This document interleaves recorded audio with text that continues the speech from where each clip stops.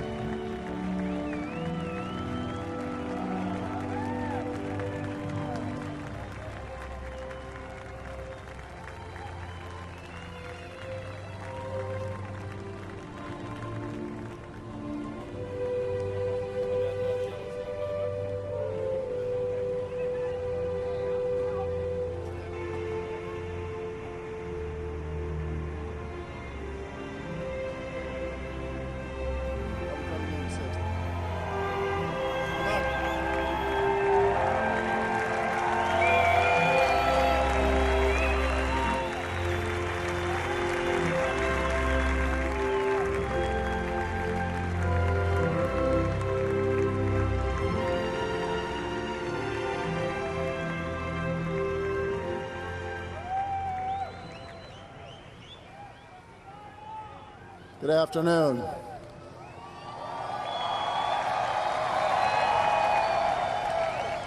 "30 years ago, 30, on the other side of that corn, we filmed a movie that stood the test of time. Tonight, thanks to that enduring impact that that little movie had, it's allowed us to come here again. But now, we're on a field that Major League Baseball made.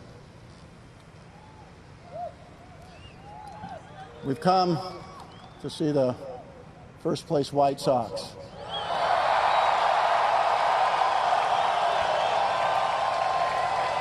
Play the mighty Yankees in a field that was once corn.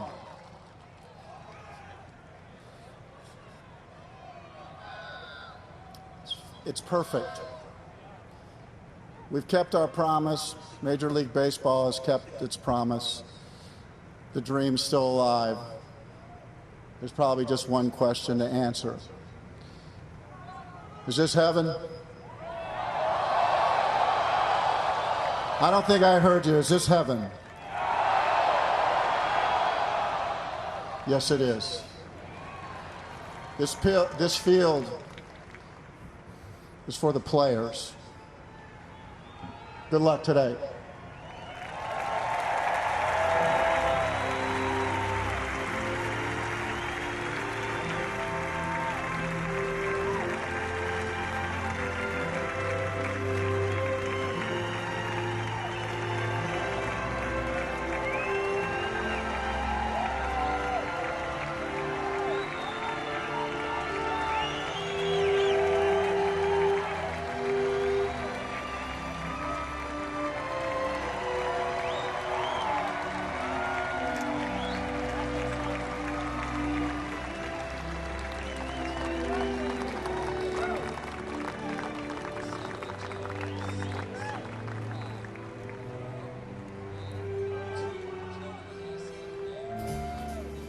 And now, let's meet the manager and the starting lineups. First, for the New York Yankees, the manager, Aaron Boone. Leading off, playing second base, DJ LeMahieu. Batting second, in center field, Brett Gardner. Batting third, the right fielder, Aaron Judge. Batting fourth, the left fielder, Joey Gallo.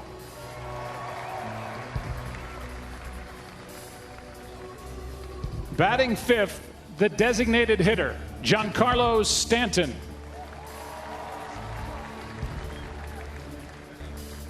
Batting sixth, playing first base, Luke Voigt.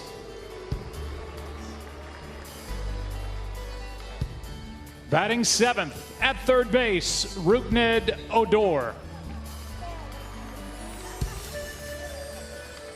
Batting eighth, and in the bullpen, the catcher, Kyle Higashioka.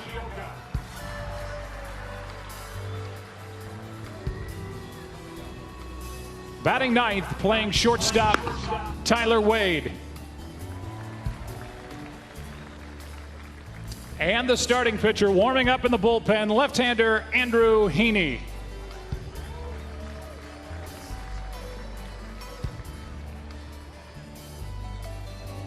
And now let's meet the Chicago White Sox.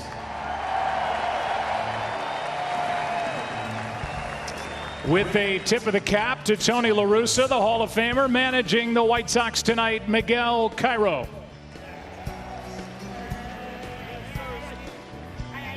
Leading off, the shortstop, Tim Anderson. Batting second, the second baseman, Cesar Hernandez.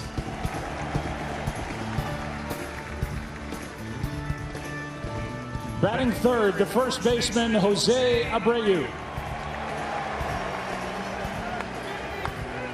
Batting fourth, the left fielder, Eloy Jimenez. Batting fifth at third base, Yoan Moncada. Batting sixth, the designated hitter, Andrew Vaughn. Batting seventh, the center fielder, Luis Robert.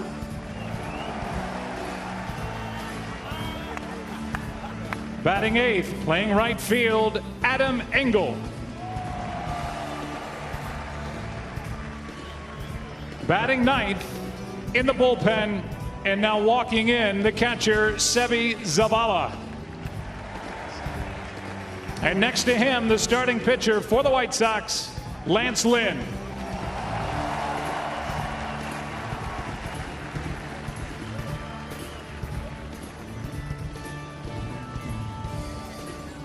And now we ask that you please rise and remove your hats as we honor America with the singing of our national anthem. Here tonight, over on the original movie setting, a proud native of Clarksville, Iowa, and the winner of season 16 of American Idol. Please welcome home Maddie Poppy. Oh, say, can you see by the dawn's early light what so proudly we hailed at the twilight's last gleaming, whose broad stripes and bright stars through the perilous fight o'er the ramparts we watched were so gallantly streaming, and the rocket's red glare, the bombs bursting in air, gave proof through the night that our flag was still there. Oh, say does that star-spangled banner yet wave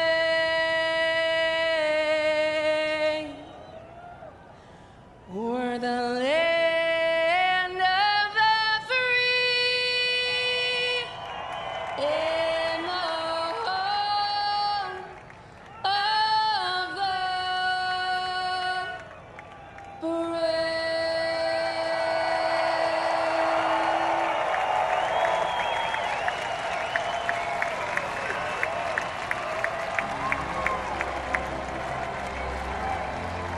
And when we come back, for the first time in Major League Baseball history, a regular season pitch will fly through the Iowa air on the other side before the White Sox and the Yankees go to work. Made perfect by a game we love. See if you can hit my curve. One of baseball's most memorable nights awaits. Yeah, you can hit the curveball. Imagine, forever we will say, the New York Yankees once performed on this farmland. The White Sox traveled from Chicago to play here. Daddy, there's a man out there in your lawn. You wouldn't believe how many guys wanted to play here. The one constant through all the years, Ray, has been baseball. I'm James Earl Jones.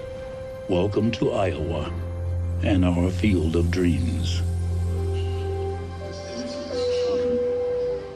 So nice to have that iconic voice on our air tonight as we welcome you back to Dyersville, Iowa.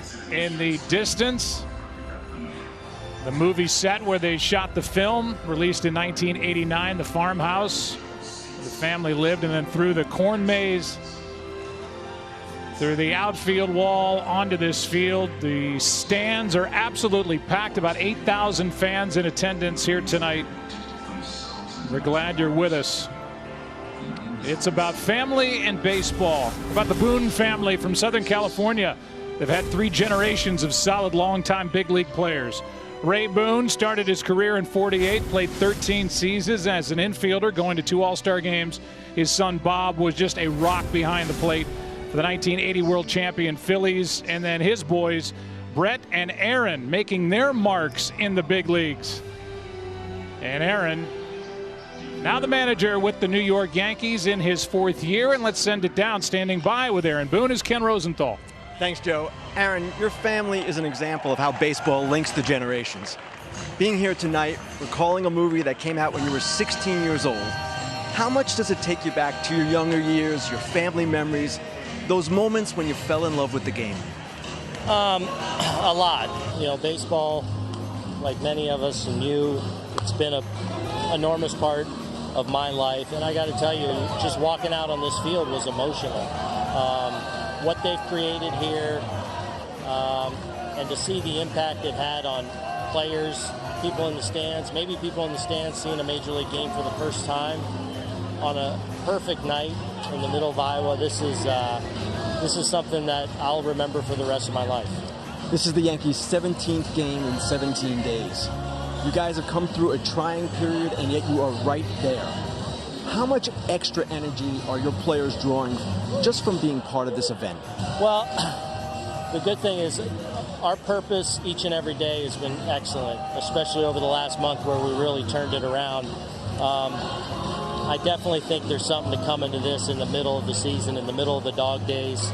We're playing for a lot right now, so we probably don't need much help in that department, but there's no question you throw a venue like this in the middle of the summer, and I'm sure guys are geeked. Aaron, thanks a lot. Good luck tonight. Joe, back to you. All right, Kenny, thank you. As Aaron said, it's an absolutely perfect night here in Dyersville. 82 degrees. The humidity is dropping as we go. Wind 6 miles per hour. Forecast is sunny. The big part is no rain. There's been rain here during little stretches over the previous 4 days. Yesterday, tornado warning. And they had what we call in the Midwest an old-fashioned gully washer. It really poured here yesterday, but tonight we're supposed to get through uninterrupted. And John Smoltz, for a guy who's made his name in this great game, talking about you and that guy, Lance Lynn. What does this night signify in your career? Yeah, this is going to be the coolest regular season game I've ever done. And I think Aaron Boone said it right. I mean, the players have an all-deviated kind of journey to get here, right? It's not your prototypical series, but I guarantee you every one of them will remember every single thing that went on this night. And you won't remember a lot of individual regular season games unless you did something miraculous. So I think this is as cool as it gets, and I hope, someone's going to win, someone's going to lose, but I guarantee you everybody here in this park will remember this night. Well, that guy will, Lance Lynn, who has been sensational in his first year with the White Sox. They've extended his deal, and why not? Leading Major League Baseball with an ERA just over 2. He's been unreal. And this White Sox team, and we'll get into it tonight, they're dominating their division.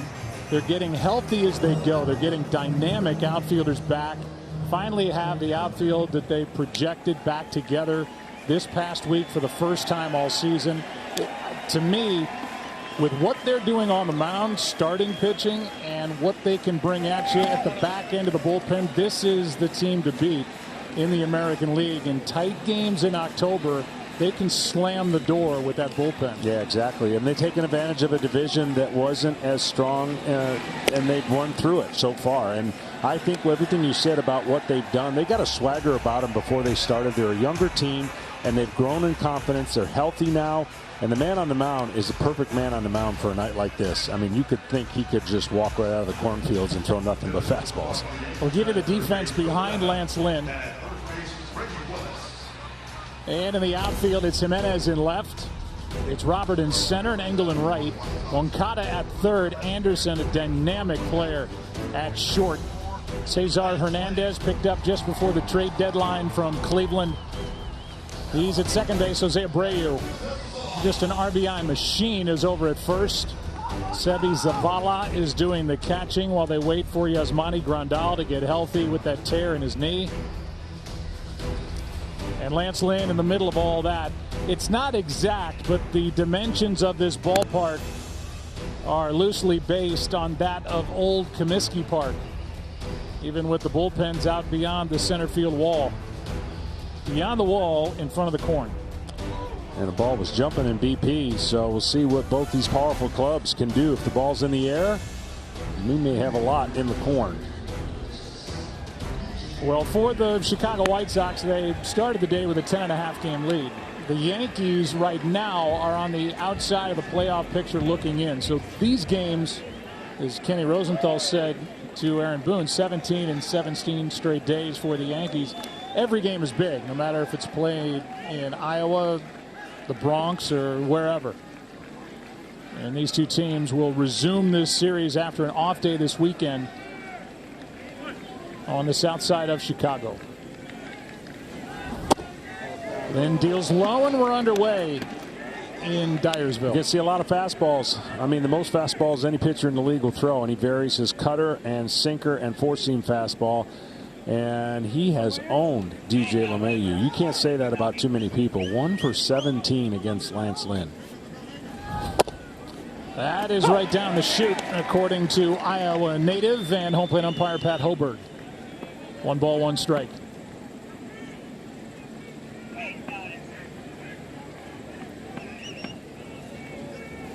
LeMahieu waits, takes low, 2-1. Now LeMahieu, it's not fair because last year he hit about almost 370 in a shortened season. This year hitting 270, and you just feel like for the Yankees, if they're going to really get going and start slugging, it's going to start with this guy. 2-1 pitch is chopped foul, 2-2. Laz Diaz is the umpire at first, with Mike Estabrook at second and Jeff Nelson over at third. Nelson, the crew chief here tonight.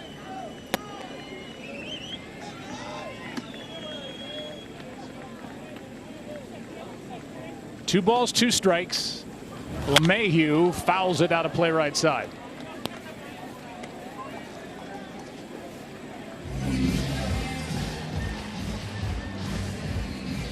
Well, these fans came about 4 hours early.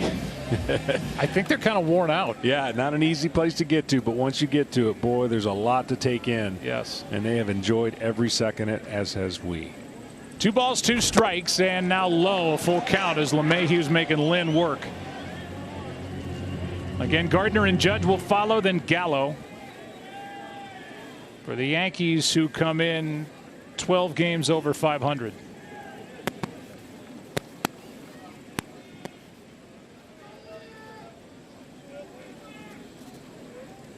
The 3-2 pitch is chopped foul. I mean, seriously, Lance Lynn could have played in the movie. Oh, yeah. Easily. He's got the look. That's the kind of stuff. It's just like, here, hit it. Yeah. And he, since coming over, as you mentioned, since coming over to the White Sox, he's been the leader. And they followed him to a T as they lead baseball in the American League just about in every category from the pitching side. And you would expect that from a Tony La Russa-led ball club. Another 3-2 pitch is grounded up the middle. Out of the reach of Anderson and into center. Good at bat by LeMahieu, and he's on to start the night for the Yankees. And with that, and with more on the umpires, let's send it down to Tom Verducci. Well, thanks, Joe. You know, for some people, this is literally a field of dreams, as it was for the late umpire Eric Cooper from Iowa. When he first heard about this game being planned, he wanted an umpire from Iowa behind the plate. Eric passed away in 2019 at the age of 52, but his dream is being completed tonight by Pat Hoberg, also from Iowa. Now, Pat had not been here before tonight. 90 minutes before the first pitch, he was at the movie site field playing catch, yes, with his father and his brother. It's a dream now completed for Eric Cooper, wearing the initials EC. The umpires are tonight. Tom, thanks. Leadoff base hit by LeMahieu, and Gardner steps out. I almost feel like the crowd doesn't know whether to make noise or not. Yeah. It feels like we're in church right now. Well, they're going to make noise if the White Sox get some runs, but this should be a great classic matchup. of power pitching against power hitting. Now, there's some strikeouts in the Yankees lineup. Everybody knows who follows the Yankees know that they can swing and miss. And the Chicago White Sox lead baseball for pitchers in strikeouts per 9 innings. Yankee fans getting into it. First pitch a ball, now a chopper foul right side, a ball and a strike.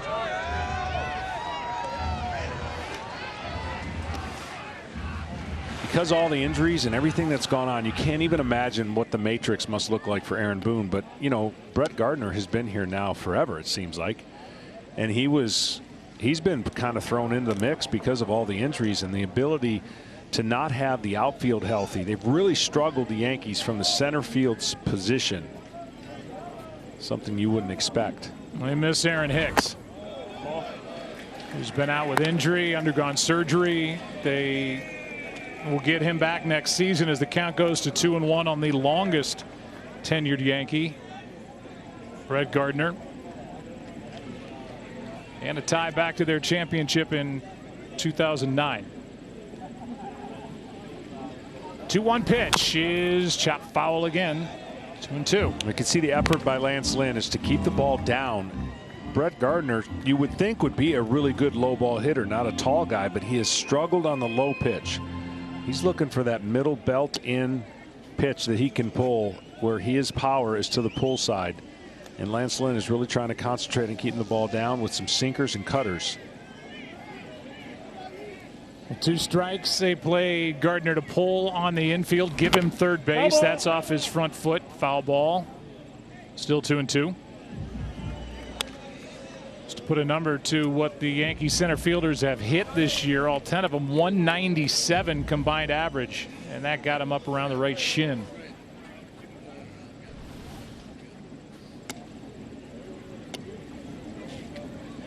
Yeah, that's just not something that, you know, when you think about their stadium and the offense that they can put out, that's going to have to change. And maybe Joey Gallo from time to time will play center. And they made some moves to help that offense. They just got to get them healthy and all in the lineup for the first time.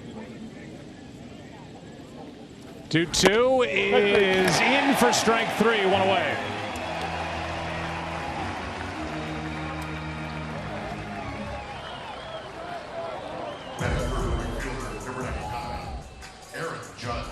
Well, this is a cutter that looks high out of the hands to Brett Gardner, and he's going to probably go back and look and think that it was high, but he got a belt high strike 3 call to Lance Lynn's favor.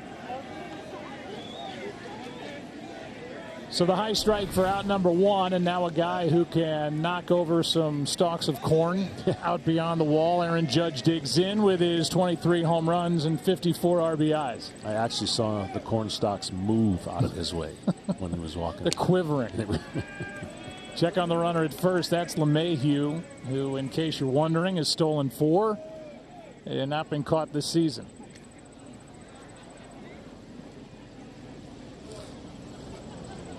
Judge has had some good success against Lynn, primarily because of those fastballs. The breaking ball away has always been the pitch that everyone tries to get Judge to chase at his height. And if they get the low strike call against him, then he virtually is in big trouble. But if he can stay off that low pitch, then the pitcher's in trouble.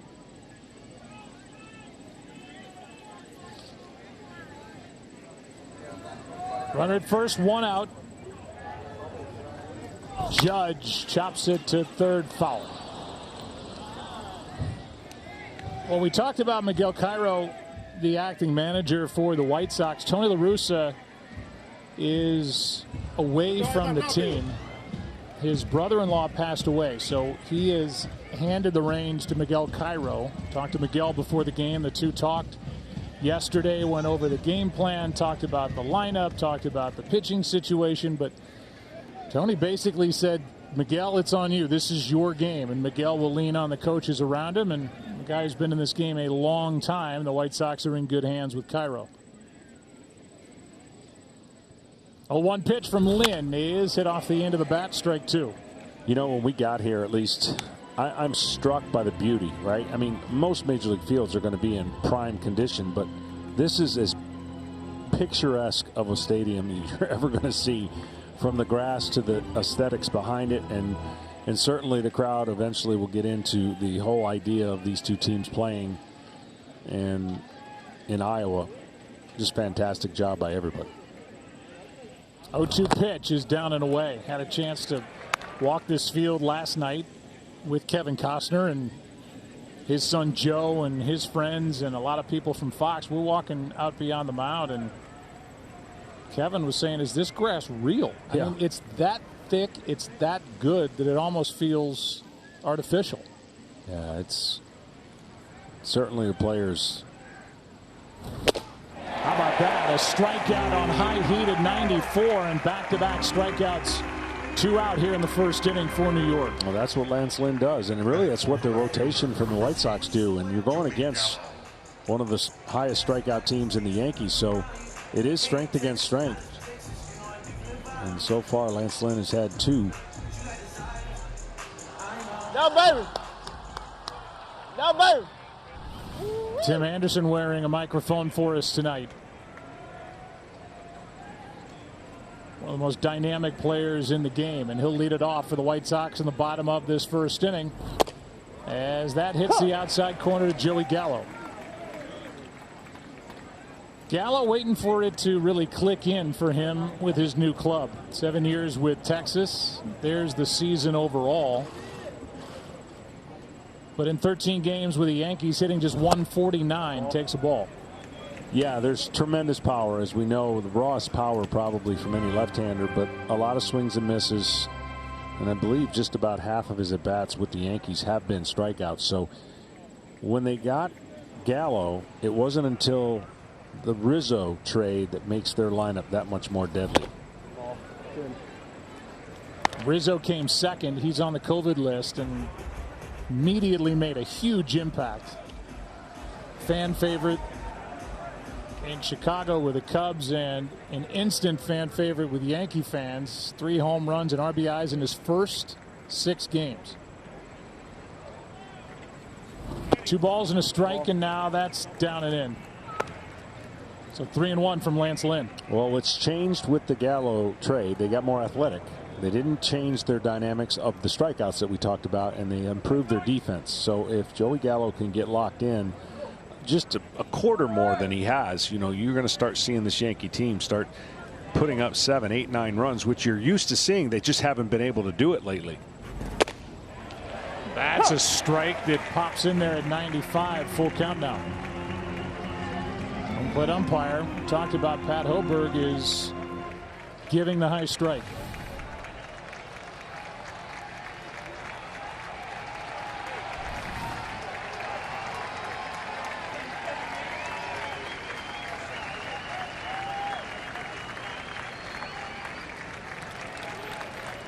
Next pitch is hit high in the air to center.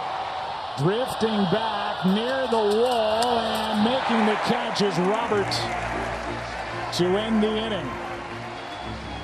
Gallo gave it a ride, just got under it, and after a half in Dyersville, no score. 30. A great town, and so many people here, so friendly and excited to have Major League Baseball in their corn. Proud Iowans who have enjoyed this, the idea of it. It's been baking here for well over a year, and now here we are. Bottom of the first inning, White Sox coming to bat, and no score after a half. Left-hander is Andrew Heaney, 30-year-old lefty, 6'2", 200 pounds from Oklahoma City, and there are the numbers overall with the Angels and the Yankees. Well, you got to be careful first pitch. A lot of fastballs up out of Heaney, but first pitch swinging out of Mr. Hitman, Tim Anderson. He likes to go after the first pitch. One hop. Tyler Wade spins, throws, got him. Anderson, who has 31 first pitch hits, third most in baseball. True to form there, and Tyler Wade made a nice play to his left. Early trouble for Heaney in his 2 starts so far with the Yankees, a guy who's been through Tommy John surgery and was the number 9 overall pick by the Marlins back in 2012. Came up with Miami, went to the Angels, and now he's with New York, and that slides in at the knees to Cesar Hernandez, strike one.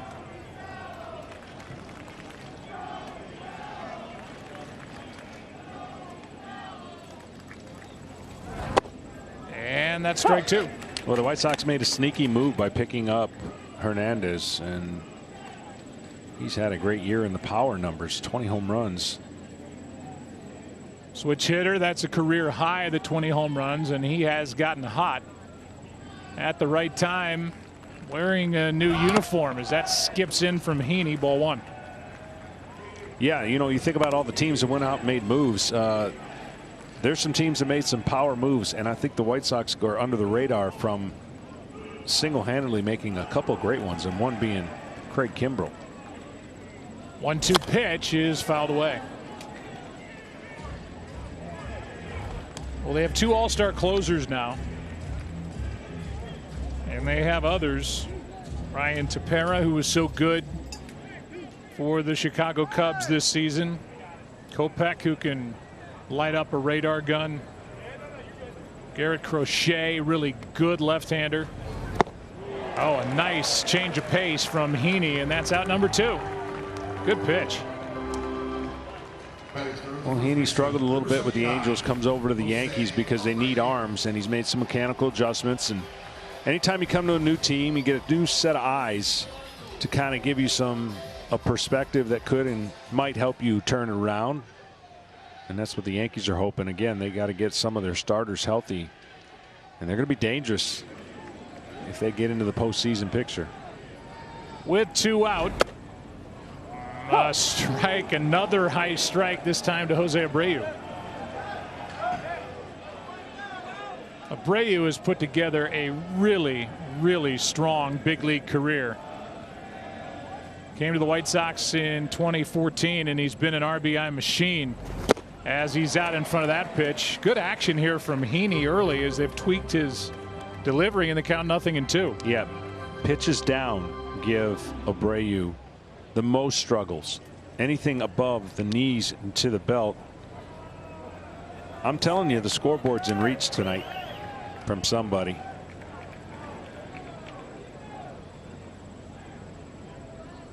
Here's the 0-2 pitch. That is shot into left field. Back at the wall. It is gone. And the first home run in MLB history in Iowa belongs to Jose Abreu. A laser over the wall and left, and the White Sox lead 1-0 here in the first.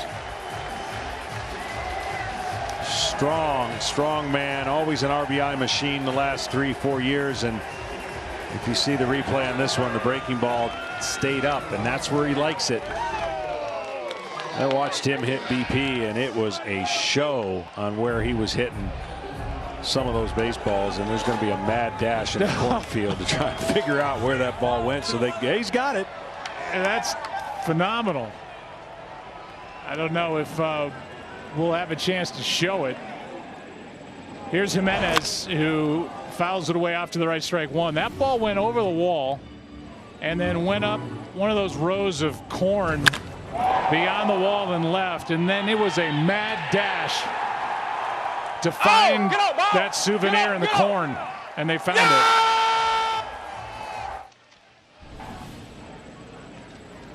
0-1 pitch.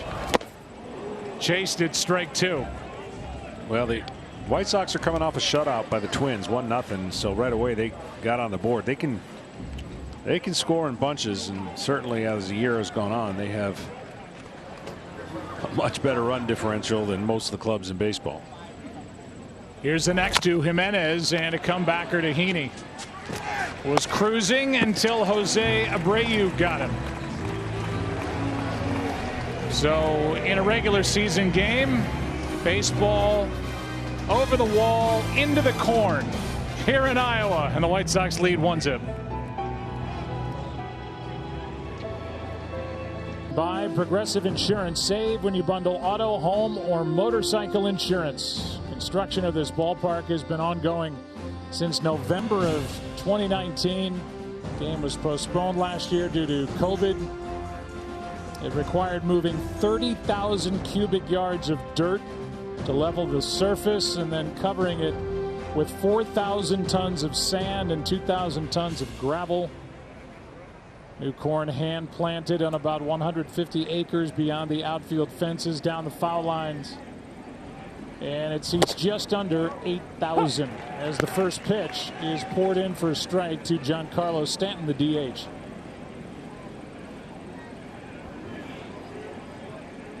Stanton, like the Yankees, an up and down year. 17 homers, 54 RBIs, and in the hole here 0-2. Yeah, the hitters are going to have to get ready to swing. That is a nice strike zone for a guy who can command a baseball. Lance Lynn throwing it where he wants to right now. 0-2 pitch. Out of play. Lynn is the poster boy for what A.J. Pierzynski says the best pitch in baseball is a well-placed strike. Yeah. And he's a throwback to, he doesn't look like all the other pitchers. 0-2 pitch is inside. Which could be a big part of why he's staying pretty healthy too, and out there for the White Sox making all his starts.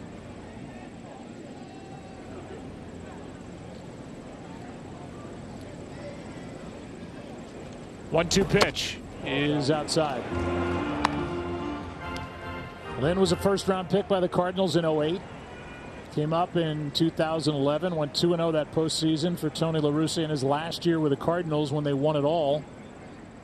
Won 18 games in 2012, 15 and 15 the next 2 years. 2-2 pitch is high, and it's gone from an 0-2 count to a full count. Was with the Twins, then the Yankees in 2018. Rangers the last couple of years, and now with the White Sox, and they want to keep him around.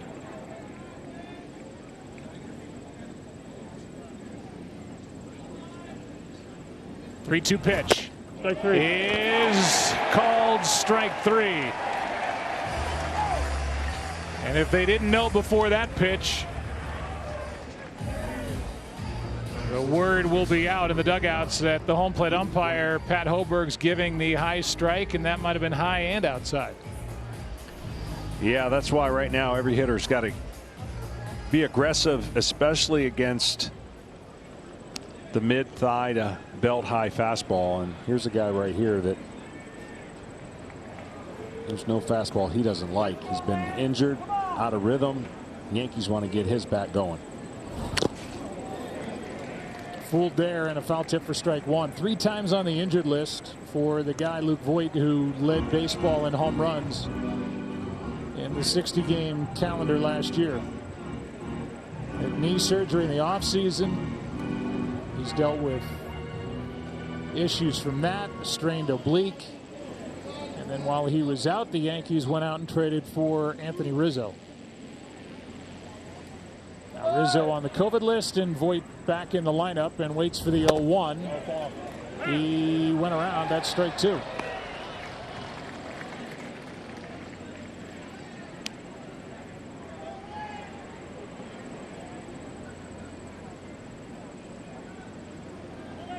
Struggles with the pitch down. Wants to lift the ball. A lot of fly balls and home runs. So flyouts and homers and strikeouts. Another strikeout on the list. That's 4 in the game already for Lance Lynn. 2 down here in the second. The Fox Bet Super 6 app is giving you a chance to win $10,000 of Big Papi's money during the Fox Bet Super 6 Field of Dreams contest. Scan the QR code now to download the app and pick the answers to 6 outcomes about tonight's Yankees White Sox matchup for your shot to win. It's free to play. Don't miss out and play now while there's still time left.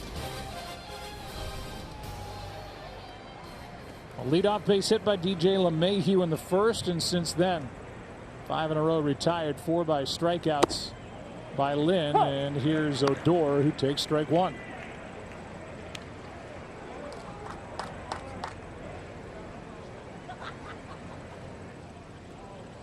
Former Texas Ranger, now having to play a lot of third base for the first time in his big league career. That's strike 2. And he's struggled against right-handers, which you wouldn't think this guy would do, is struggle against right-handed pitchers in the last couple of years, hitting under 200. And, you know, he's trying to pull it, he's trying to hit it hard, and he's trying to uncoil from that batting stance. And sometimes maybe the opposite arm, the left-hander, he stays in there a little bit more and doesn't pull off the ball as much as he's doing against right-handers.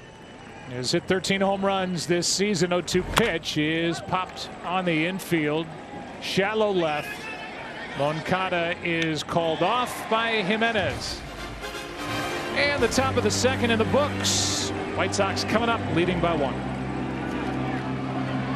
It could be again. Oh, people will come, Ray. People will most definitely come. A beautiful speech delivered by James Earl Jones, playing the role of Terrence Mann in 1989's Field of Dreams. And we want to thank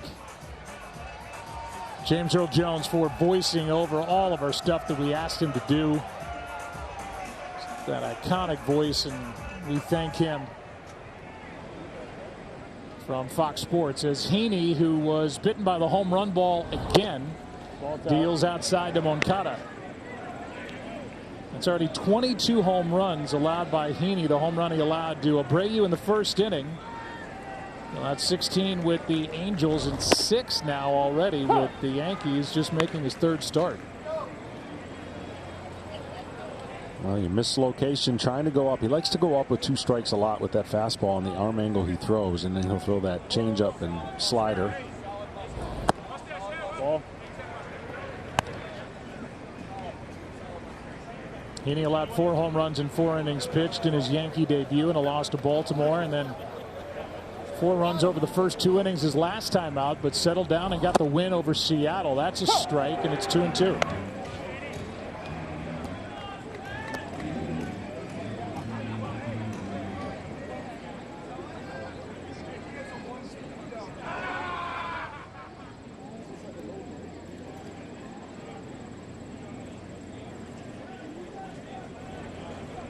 Moncada waits, and now out in front of that pitch, strikes out. Second strikeout for Heaney. First out here in the second. More facts about the movie.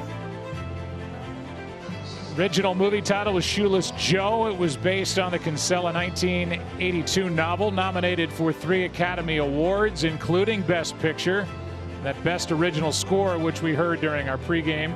Matt and Ben were extras in the Fenway Park scene. And 3,000 Iowa residents, 1,500 cars took part in that final scene. At the end of the movie, when you see lights coming in tonight after this game, yeah, we're going to see lights like that going out. First pitch of ball to Vaughn, and the rookie takes a high strike here. 1 ball, 1 strike. That's a strong young man right here. He's got promise, and a lot of people thought, you know, possible rookie of the year, but he's got a lot of power from the right side. And he's shown the ability to play anywhere really defensively. First baseman by trade, but they've had him in the outfield. He's DHing tonight. He's played second. He's played third.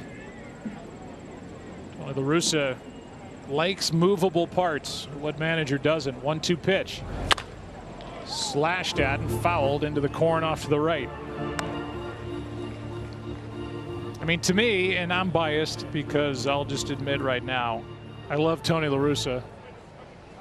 But I don't see anybody that's done a better job, considering all the injuries and guiding this team, especially after all the conversation early on in the year that he wouldn't be able to relate to the younger generation. Now it's an analytics-driven business, and the ability to combine both the analytics and that gut feel, he's ridden that to a 10.5 game lead in the division. Good pitch by Heaney, and out number 2 here in the second. Well, he's done that, Joe, by setting the standard early in spring training, as we talked with Miguel Cairo about the energy of the club. Of course, that energy comes from Tim Anderson. He's full of it, and he stirs that team along with Jose Abreu. But they emphasized what they were trying to do throughout the year and what their importance on how to win games. And the whole emphasis was, we're going to win games, and we're going to win games this way. With 2 out, here's Robert. He gets under one and skies it into left on the first pitch. And Heaney has a 1-2-3 second. Third inning rolls in 1-0. White Sox on top. Back after this. Powered by T-Mobile's 5G network. Play Ball is baseball and softball's initiative to highlight the fun and accessible ways to play the game for all. Find a league near you. Go to playball.org and follow @playball on Twitter, Facebook, and Instagram. Third inning, Yankees with their bottom 2 in the lineup. Higashioka and Tyler Wade trailing by a run. Regular catcher Gary Sanchez on the COVID list, so Higashioka has had a lot of playing time. Hitting 185, terrific defensive catcher. 1-0 from Lynn. Outside. 2-0. Struggles against breaking balls so far as Kyle. I mean, fastballs is going to be what he's looking to drive, especially sinkers, opposed to 4-seam fastballs, and struggles with breaking balls.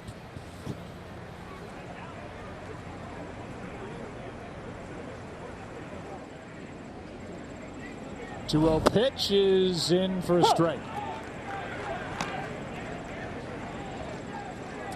Just simple mechanics. He's in front of the mound, almost looks like he's pitching out of the stretch, and has a little 2-step approach, and then gets behind the baseball with his body. He's not racing to home plate. Just a nice, easy delivery. 2-2. And a guy like that who can manipulate the baseball with 3 different versions of a fastball, that's why you have a high percentage of fastballs that are kind of quantified: cutter, sinker, and 4-seam fastball.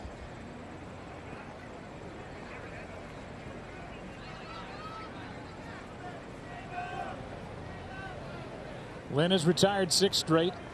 Higashioka waiting for a 2-2 pitch. And gets a piece. You know, whether you're playing baseball in 2021 or 1921, when you look down, I mean, the game is not that different. No. The dimensions haven't changed. Uniforms really haven't changed that much. That timeless nature of the game that was highlighted in the movie Field of Dreams, and we hope to visit with Kevin Costner as this game goes on. Pop up on the infield. Moncada jogs in, makes the play, 1 away.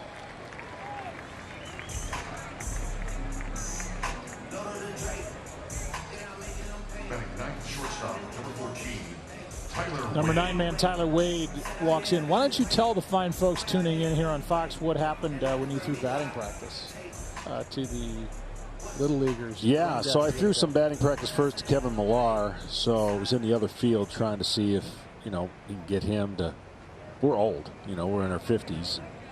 Couldn't quite get it to the corn, and then Jimmy, I believe his name, with Jimmy Downs. They threw him in there, and I threw him a couple, and you know, I'm halfway between the mound and home plate trying to put it right in there, and he sent it to the corn. So they told him, you know, run the bases, flip the bat, and do his thing. And he got the throw of a lifetime. From Amateur City Elite, and they're in attendance. The guys that got a chance to play on the other field yesterday. I thought it was wrong that you drilled the next kid. It's habit. I didn't mean to. No. It's 14 and under team, and he took a Hall of Famer out of the park and into the corn. He did. 1 ball, 1 strike, 1 out, nobody on. Wade takes way outside. 2-1. Guy Fieri has come up with a hot dog wrapped in an apple pie crust. I've never seen you smile in our time together like you did when that thing arrived. That's right. I had one mission. Booth. That's a strike, and they count 2-2. One mission from my son-in-law Joel to see what this product was going to be unveiled and what I thought of it. So I don't mind trying anything. I ate it. I sent him a video, and I'm all in. You like it? I'm all in. It's going to grow. 2 balls, 2 strikes with 1 out, nobody on. Wade takes just outside a full count.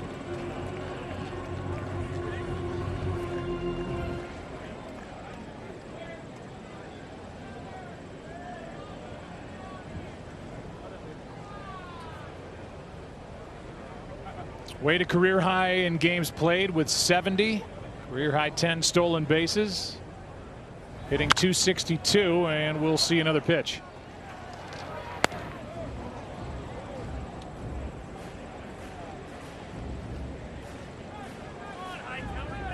Had a couple of doubles, couple of steals, scored a run in the 5-2 win in Kansas City last night, and therefore a series win for the Yankees. They've won 9 of their last 10 series. 3-2 again, and that's down the left field line. Will it stay in play? The answer is yes. And out number 2 as Jimenez holds it in. Back to the top and LeMahieu. So you know we got footage of everything. So here's the young man taking me deep, waiting for it to get to the corn, and once it does, they told him, take your walk, young man. He did.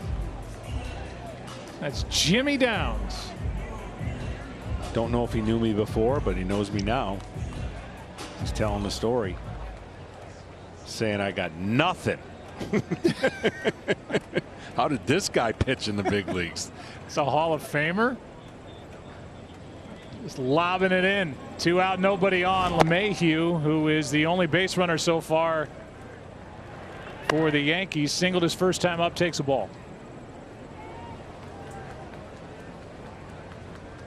Yeah, as we mentioned, he had really no numbers against Lance Lynn coming in, and this is one of the best hitters in the game. Right-handed hitter who can pepper the right field, anywhere in right field, like he's a left-handed pull hitter.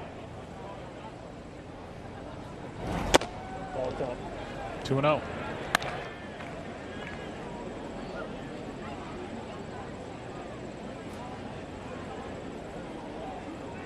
Another piece of the painting is flying by over left field right now. A hot air balloon. You ever been in one of those? I have, yes. Really? I have. I was scared to death. That's one thing. I was in Tanzania and going over some lions. I thought this was it. Well, at that point, it wouldn't have mattered. Right. Yeah. I mean, if you're up there, just got to go with it. Yeah. What a sight. 3-0 the count on LeMahieu as Lynn brings it. And it's inside now. Lynn wanted the call, didn't get it. And the first walk handed out by the big right-hander keeps the top of the 3rd inning alive. Well, the problem when you establish certain strike zones early, pitcher gets really comfortable with what that is. And then when it changes or you don't get a call, you're like, hey, I got that one earlier. That's a strike. You sound like you speak about that from experience. Very, very much so. Had to learn early on how to subdue my dismay when my view was a different view. Speaking of views, look at that. That is a drone circling a hot air balloon over corn next to a big league game in Iowa. The drone to that balloon looks like a fly to us yeah. flying around in the booth. What has happened? Where are we? Gardner waits now and chops it foul, strike 1.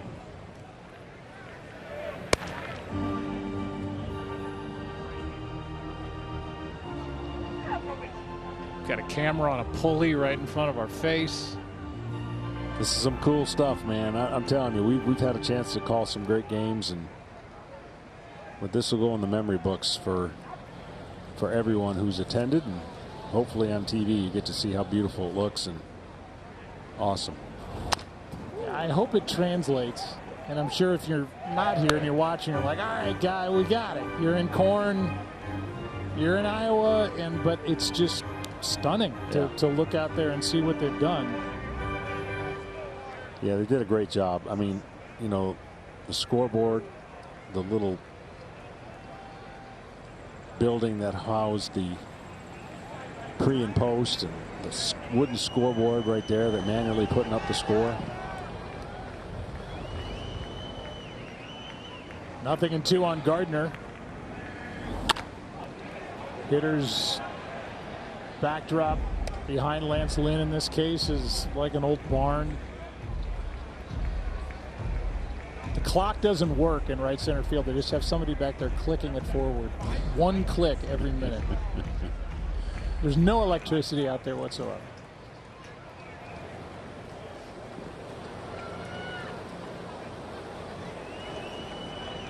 Nothing in 2 the count. A 2-out walk, and now Gardner takes a ball.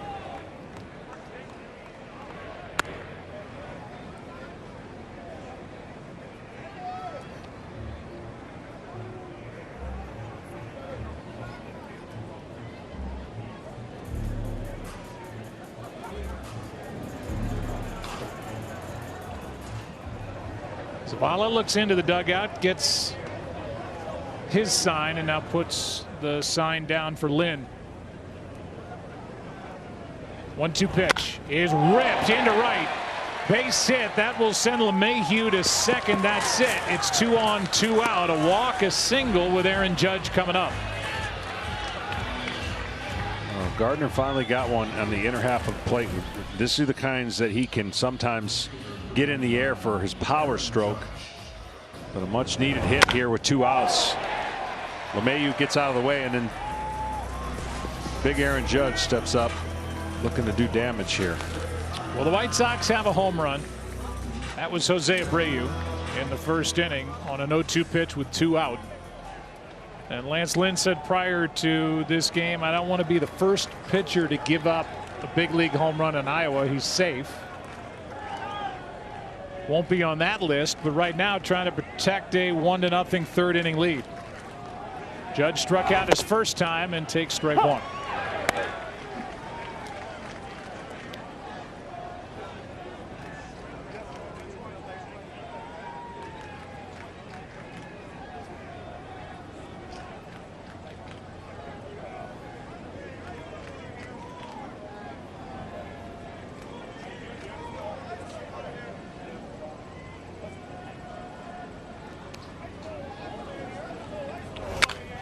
Fouled away, strike 2.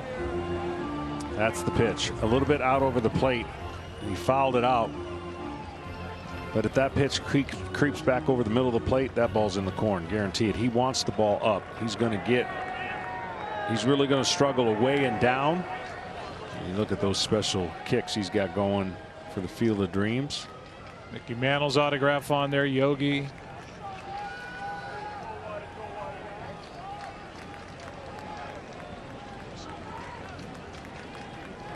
Lynn's gotten ahead of Aaron Judge twice now. 0-2 the count. Upstairs, ball 1.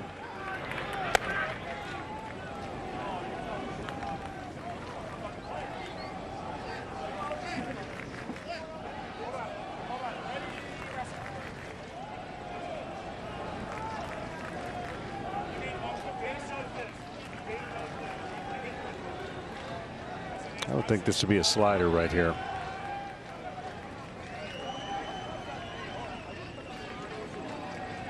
One-two pitch. That is smoked into right and into the corn. Aaron Judge puts the Yankees on top with a 3-run shot here in the 3rd. Well, he's going to wish he threw him a slider. Try to sneak another piece of cheese back past Aaron Judge, and he's another guy that can make a ball look like he's a left-handed hitter to right field.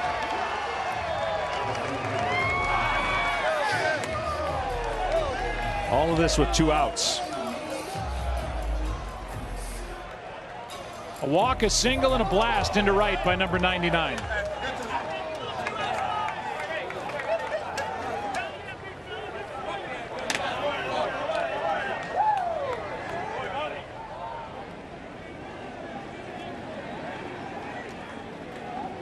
Now Gallo takes strike 1. And the reason I thought a slider was coming there, he started getting some good swings on the fastball. And because he's so strong, he just let the power and the location of the pitch direct where he was going. Strike 2 on Gallo. Maybe it's the shoes. Got to be the shoes. And then all that power the opposite way. Ball up.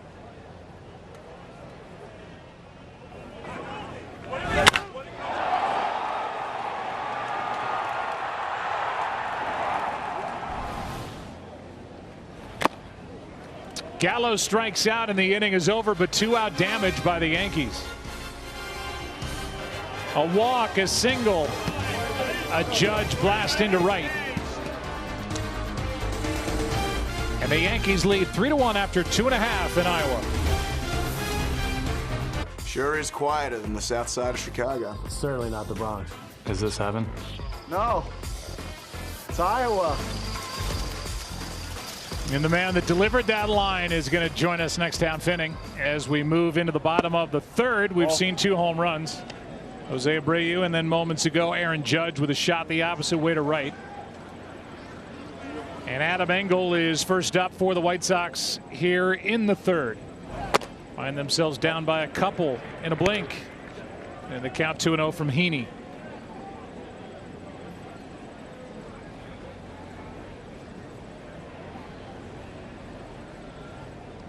Here's an X from the Yankee left-hander. 2-1. I always wondered when you go to a neutral place, he's hit better on the road than he has at home. This is considered a home game, but it's on the road. Right. You really think of some weird stuff. 2 balls and a strike, and now 3-1. It's your idle mind that worries me. Yeah, it's well, it why should. You were just it should in the bullpen, like thinking up stuff. And now you do it as you're sitting next to me on national TV. 3-1 pitch is outside. So after the 3-run home run, Heaney comes back and walks the leadoff man. And now a quick word from Google. Just about everybody on their feet. Bases loaded and the pitch. Deep to right field and out of here. Walk-off homer. Well, that is a pitcher's no-no. Your team gets you 3 runs. You don't even care if you give up a solo home run. You can't walk the next guy. Usually when you walk a guy after these situations take place, you're letting the other team back in it. They feel like it's a rally. Sebi Zavala, the catcher, takes a high strike. He's been catching those, so he should know that the high strike for the most part has been there for the pitchers. And you can hear him yelling at the home plate umpire down there. Strike 1 on Zavala. Yeah, it's been a little bit of a in-between strike zone, to say the least, where guys are confused. There's another. So at the top part of the zone, now at the bottom part of the count 0-2. Yeah, and when you're the catcher of your opposing, when you're the catcher hitting, if these pitches are going to be called against you at the plate, you want those pitches for your pitcher the next time he's on the mound, and you're going to remind the umpire of that.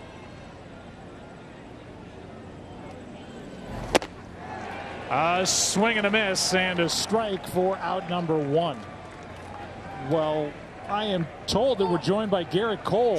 Garrett, can you hear me? Yeah, I can hear you guys. Where are you? Let me see where you are. Down at the end of the dugout. Oh, hey, Garrett. There you are. How are we feeling these days? Better. First few days were rough, like a lot of people I think experience, but on the mend. Yeah, so you had it. I mean, we've heard about asymptomatic times for people with COVID and not really feeling anything, but you dealt with real sickness. Yeah, yeah, it was like a bad flu for sure.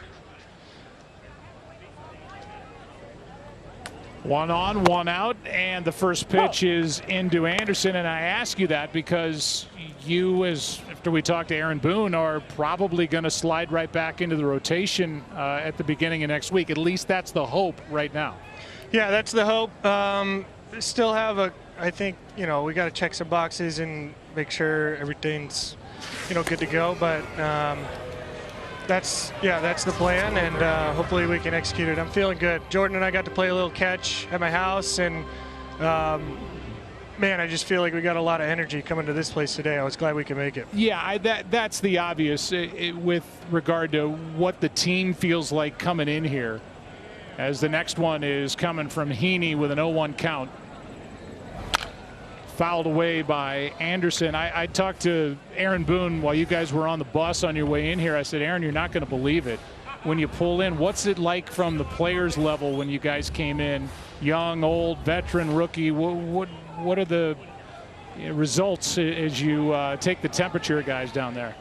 I think it's been very well received. You know, obviously the set over there out deep right field was pretty special to visit, and walking through the cornfields. It's obviously a really beautiful night, and so far it's been a great game. We're kind of down on like our technology right now, so we're playing like a really pure game in the middle of Iowa with in the middle of a cornfield. It's kind of surreal, to be honest. Here's a shot down the left field line by Anderson. Lead runner Engel's going to dig for third, and now they bring him around as McEwing waves him home, and it's an RBI double to make it a one-run game. Tim Anderson delivers with a shot down the left field line. And Engel, who drew that leadoff walk, comes around to score. He's really good down and in and down in the zone, and this breaking ball gets him right at the barrel of the bat, right where he likes it, hooks it around and gets it in the corner. And Tim Anderson, hit machine, puts another one out there. Engel scored without a play. McEwing waving him home, and now it's a 3-2 ball game here in the third inning. And into the meat of this lineup for the White Sox for Heaney. One out, and that's on the inside corner. What's it like to watch this from the dugout? How much would you love to be out there pitching in this kind of a setting? Yeah, it would be pretty cool. I'm pretty sure Andrew's probably feeling pretty excited for it, and Lance too. I got to catch him earlier as we were on the tarmac, and he seemed like he was in a good mood. So I think you know, it's been a nice day so far for everybody, and just a really special kind of environment. It's got a cool vibe. I hope they do it again. Yeah, well, the commissioner before this game started committed to another game coming here to Dyersville, Iowa. So this is not a one and done for Major League Baseball, which is good news for anybody that's here, and good news for whoever can make it next year as that one floats outside. I'll leave you with this. What's it been like with this team? I mean, you guys have been hit with a lot. Injuries, a COVID list, but yet here you are, and you're playing your best baseball, and all of these walking wounded, so to speak, are on their way back. Yeah, I don't know. I think we have our own variant named after us, the Yankees variant at this point. We've sustained, you know, some other injuries, but fortunately they've been, you know, guys have been able to manage them and come back from them strong. And we've had a really good next man up mentality coming down the stretch here. You know, I thought it really kind of started just a little bit before the break. We started to get just some traction with our play and our approach and how consistent we wanted to be. And the results have shown up as of late. So, you know, I'm excited to be here. I'm excited to get back because we're playing well, and that's what we've been fighting for this whole summer, this opportunity to get to the playoffs here in the stretch run. So we're looking forward to it. Garrett, that was a big strikeout there for Andrew Heaney, and we'll leave you alone, let you watch the rest of this one. But as always, thank you for coming on with us, and enjoy the rest of your night here in Iowa. Yep, you too, guys. Thanks for having me. All right. Good to hear from Garrett Cole, and good to hear that he's feeling better and hopes to pitch next week for the Yankees with 2 out and now a runner at second base. The batter is Abreu. Jose homered on an 0-2 pitch his first time up. Line drive that got over the wall and left. Takes down an in-ball one. A couple pitches there as Heaney delivers. He's pulling a couple of the secondary pitches across the plate, which is a bad recipe against a big, strong hitter like Abreu, he's got to stay away and keep the ball down. You got him to swing over the top on a real good breaking ball, but then hung one for that home run that he hit earlier. Anderson at second, 2 out, 1-0 pitch, and he chased it. Ball and a strike.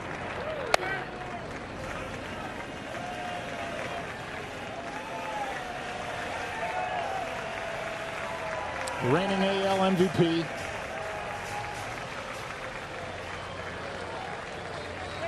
First for the White Sox since the Big Hurt won it in the mid-90s, back-to-back 93, 94.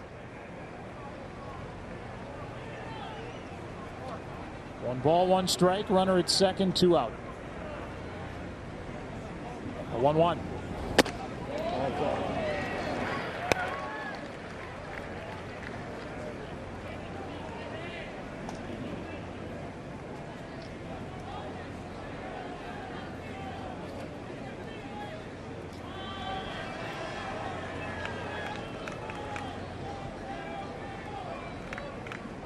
Yankees lead is 1, 3-2. Here comes a 2-1 pitch.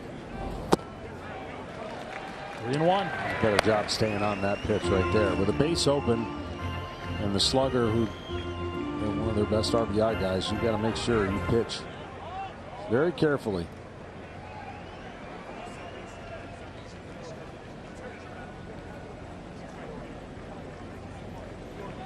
Jimenez waiting on deck.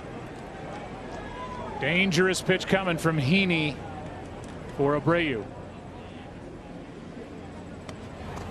And it skips in to put 2 on. 2 on, 2 out. And we'll give you Above and Beyond, sponsored by Jersey Mike's. Eloy Jimenez. And this season, since being activated from the injured list on July 25th, the 12 games, 5 homers, 14 RBIs, and on Sunday and Monday had the back-to-back games with 2 homers, 5 RBIs in each contest. Yeah, out over the plate, a lot of power again.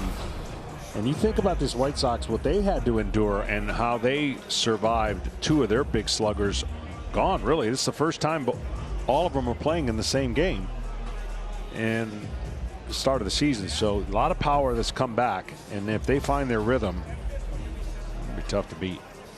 Injured in spring training with that torn pec, and while we have a chance, we'll give you a StatCast sponsored by Google Cloud.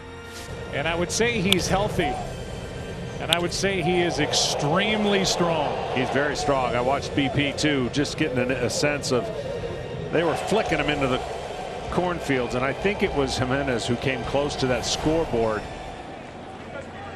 in batting practice. So definitely likes to get his arms extended. 2 on, 2 out, and here's one down the right field line. At the wall, it is gone. And right on cue, Jimenez goes the opposite way. A 3-run shot, and the White Sox are back on top.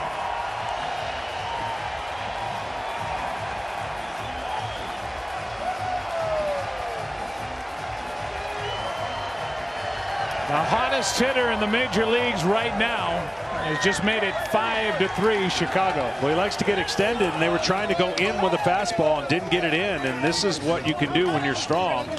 And this is what happens when you miss your pitch location. It all started in this inning with a walk. I'm telling you, the walk is never a good thing after your team scores 3. And what happens? The White Sox come right back and take the lead. 2 big right-handed sluggers trade opposite field home runs, 3-run shots here in the 3rd inning, and the White Sox back out in front. Ball 1 is down to Moncada. And this crowd's got a buzz to it now after that shot into right. 1-0 pitch is inside, 2-0.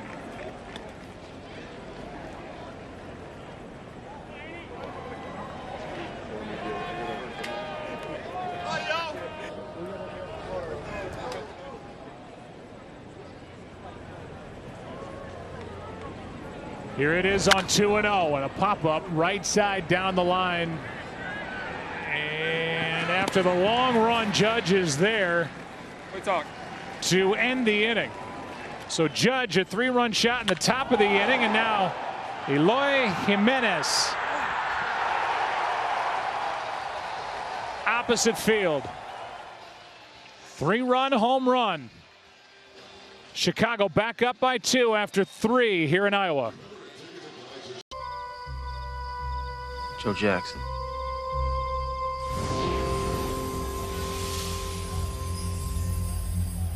And as we welcome you back to Dyersville, Iowa, 4th inning rolls around, 5-3 ball game, and the White Sox are back on top. Leading by a couple, and Giancarlo Stanton first up, and he fouls it back off the fists for strike 1, and pleased to be joined by the man who just delivered that line, Kevin Costner. Did you ever think 30 years ago that we'd be sitting here watching the Yankees and the White Sox playing a real big league game? Not really, but it feels just perfect given what that movie was about and the fact that people grabbed onto the movie and refused to let go of it. What do you think it is about that movie? I mean, I can point to that last scene with you and your father playing catch, but there's more to it than that. Kind of the timeless essence of this game, I think, is I mean, they prominent. they played with the joy of things. I mean, the 60s, the little fun with that, and it was a light, fair movie in a sense. But I think what happens is, and we all enjoyed hearing Duke Snider's name, and that's Gil Hodges, and we liked that. But somewhere halfway through the movie, we started to understand that it was maybe about things that go unsaid between fathers and sons. And so while it was had this athletic bent, it's like, my God, is that maybe about something about my life? And when men get to the end and just weep, a lot of it's a non-athletic. There's a loss. Here's a broken bat. 2 hopper to Anderson, 1 away. There's that idea that you want to be right so much you're wrong, and there's mistime. And I think there was people that I saw people, not the cry thing, but that heave thing where they couldn't get enough air and wouldn't even come back out to the party. Yeah, there's so many things to ask you about this. And as I think of that last scene, as you're playing catch with your father who's walked out of the corn, you think about that connection you have with somebody when you just play catch, whether it's your father, grandfather, your grandma, your mom, your best friend, whatever it is, and nothing needs to be said as Voit flies one into right off the end of the bat and handled by Engel. 2 out. There's just a connection, and you don't even really have to talk. No, it's like that drive across the country when you're close with somebody. It's just the ball, it's the smell, and you don't have to say a word. You don't have to fill the silence. I felt that yesterday with my son, even though there was a lot of eyes on us. You couldn't call it an intimate moment. But sometimes for us, that was all we had. And when we started throwing it, I felt him throwing it hard, and I started to throw it hard. And you can still throw. I'm here to tell you, Kevin Costner, who's always been right at the top of the list of actors who athletically can get it done on film, you still have a terrific arm. Well, here's one foul off to the right by It felt Odor. good. I don't know. You and I grabbed a minute for ourselves too, and out of that minute, we both ended up saying a couple things to each other that we won't even talk about here, but it was like profound. It was profound. It was really that. I was kind of, took my breath away. Sometimes in that unique moment, something gets said, and you go, wow, interesting. Did you know what you had when you walked out of here before the movie was released? No, but I knew that the movie had a chance to be great because it was written well. I mean, I get so much credit for these movies sometimes being the quote unquote star. I mean, the real star, it was Phil Robinson who adapted this book, a non-athlete who made sense to you guys. James Earl Jones, a literary genius, a non-athlete, makes the best speech in the world that none of you guys could make. Mm-hmm. He did it. Mays isn't going to do it, and Ted Williams isn't going to do it. But when he defined that chalkboard, that it was erased, and you guys, you're a Hall of Famer, you go, what he said, it lives forever. I mean, it's like a Spencer Tracy and Inherit the Wind, something like that. It was like a speech, and James was incredible. But what I really feel is that I do get too much credit. I think about my friend, Chuck Gordon and Larry Gordon, who made these giant movies in Hollywood and decided to come make this little movie for $10 and said, no, and we're here every day. Not like, well, we'll see what happens with that movie. We're gonna ride the big horse somewhere, whatever it is, and our name will be there. No, they were there every day, and we've lost Chuck. But, I think I do think of Phil. Phil's a guy who picked that guy who did the music that puts the hair on all of our neck. That was Phil who picked him. So there was these really good choices. And I think probably one of something that's very indicative of this place is Major League Baseball. This is a really good choice. 3 balls and 2 strikes and a grounder foul by Odor with 2 out and nobody on. I mean, to me, you walk in here, we just talked to Garrett Cole about it. I don't care who you are. Aaron Boone, who grew up in this game, Garrett Cole, a veteran, a rookie on the roster, anybody on the White Sox, you walk out of the corn and walk onto this field, it's breathtaking. This isn't a gimmick game. Today's a tradition. This is almost a tradition. Who doesn't want to play here? Ground ball to the right side and handled as Odor is now 0 for 2, and Lynn a 1-2-3 inning. Bottom of the 4th inning. Kevin will stay with us. 5-3, Chicago on top. Speed Mobile's 5G network. And MLB's Field of Dreams is presented tonight by Geico. We're joined by Kevin Costner. That's the house. I still am amazed that you can do a drone shot that ends up through the window and down the stairs. You didn't really have that available to you when you made that movie, Kevin. No, we didn't. I mean, we had to talk people into bringing those cars for that last shot. And we had one shot at it, and that made playing catch with Dwyer really hard because I thought we cannot drop this ball. And I don't like playing catch with that idea. Here is a foul backing out of play off the bat. It almost takes Andrew the fun Vaughn. out of it. Yeah. If you think, you throw it and yet everything was, and now they would just put that in digitally, the thing. So the cars lining up on their way in here? Yeah, so now so many people are kind of a part of that little movie. A lot of things like that. Now thinking 2 the count. How long were you here? It feels like we didn't have a lot of money. We had to get it done. So I bet you we were here 2.5 months. Maybe longer. I was because I was in, almost all the scenes. That's outside the count. 2 balls, 2 strikes on Vaughn, the rookie, who struck out his first time. I can only imagine. I know what players look at when they get here and they're in awe, but what was the first time when you saw it, having known, being so intimate? Yeah, well, there's a couple things. There was a bunch of cameras on me, right? So there a little bit of the authenticity goes away. But guess what? It was so dominant, they disappeared. Yeah. And the only word that came to mind was perfect. 3 balls, 2 strikes, and a breaking ball flied into right. Judge is there, 1 away. I mean, I had a good friend who actually designed this thing. I think I told Joe that. And he didn't tell me for 2 years. Oh, wow. What was this moment like as you're about to come out of the corn and walk to the field in front of that crowd?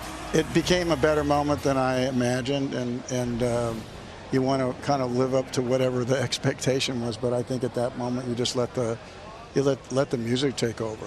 It's just like, well, I'll just not worry about this for a while because the music is doing everything. There's a fly ball into right off the bat of Robert, back into the alley and up against the wall.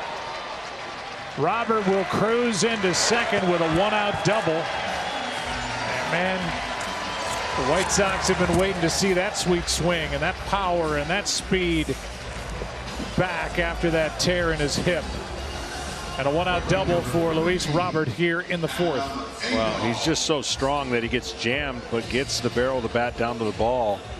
And if he were to get the head out quicker, that ball would have went towards the scoreboard. But that's how strong he is to stay on the ball to split the gap. So he's there with 1 out, and Adam Engel will dig in as the White Sox can add to their 2-run lead here in the 4th inning.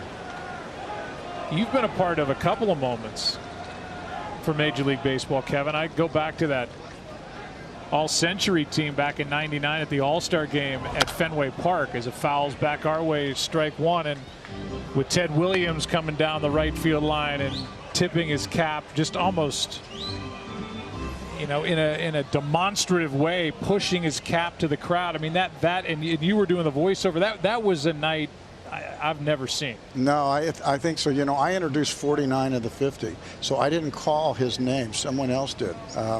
Did you call it? I don't think so. I think the PA guy did. Yeah, I called all 49, and then I think Ted came in, and even Ted, I bet, wasn't prepared for, number one, that feeling, because he's there.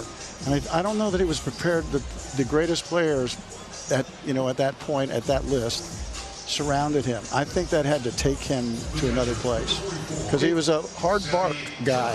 Yeah, and for those of you, I mean, it's a great moment if you want to, you know, Google it, but it's Ted Williams comes down in the cart, his son John Henry's driving him, and then just organically the players came around him, and his face just lit up. No, it's like when players take a whole season. Here's Zavala flying one into right, back at the wall, it is gone. Wow, this stadium is working perfectly. 2-run shot into right. If you're a hitter. And it's 7-3 White Sox here in the fourth.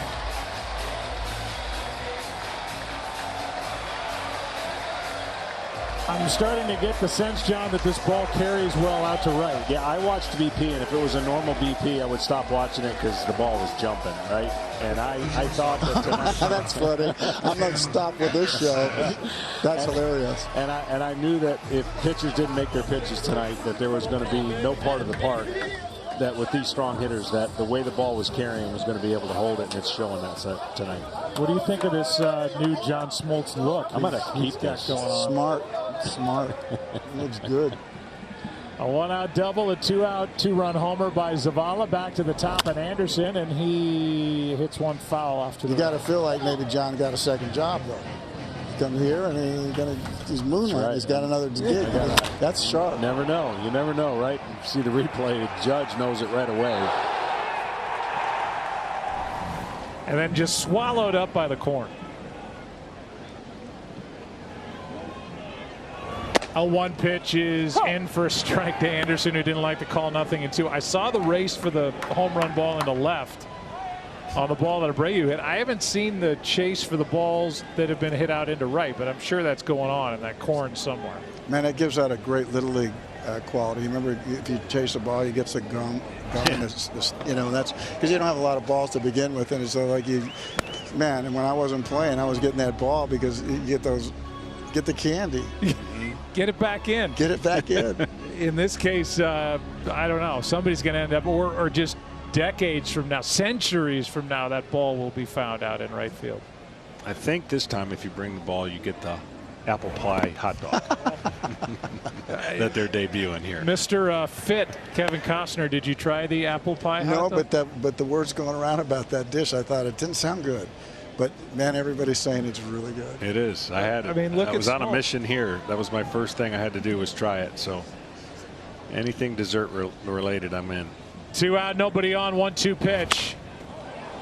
Anderson just sticks the bat out, and somehow that carries all the way to Judge in right. But another home run. Will you stick around another? Yeah, I'd like to. Good, great. Thank you. Kevin Costner stays with us. And the White Sox add to their lead. 4-run lead after 4 in Iowa. As Heaney has allowed 3 home runs in this ball game. 1 by Abreu, 1 by Jimenez, and 1 by Zavala. Lance Lynn back to work. And pitch 1 of the 5th inning is down for ball 1. Higashioka at the plate. Tyler Wade will follow.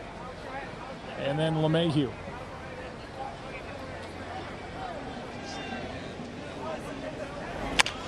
Jam shot foul left side. Strike 1.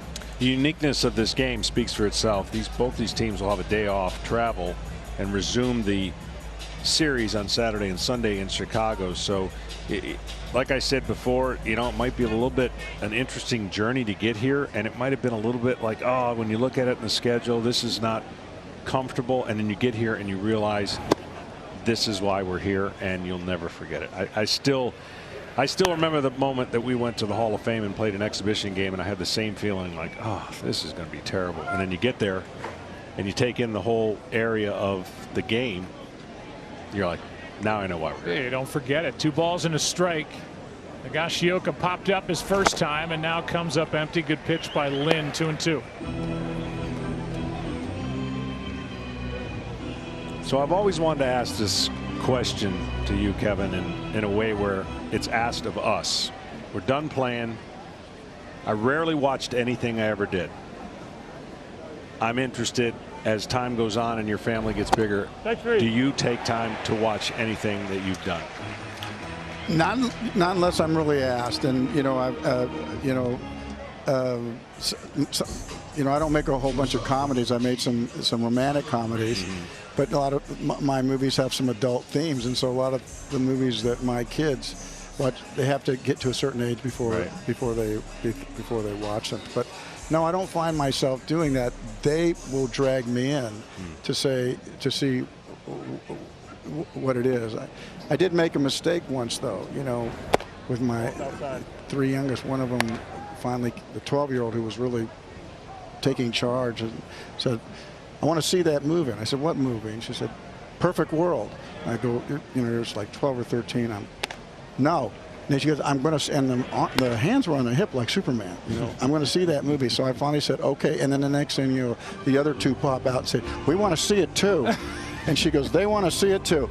So we went down and watched this thing. And I said, I'm going to put my hands over your eyes. And at the end of the movie, I lose my life. And my youngest son was laying on my chest watching.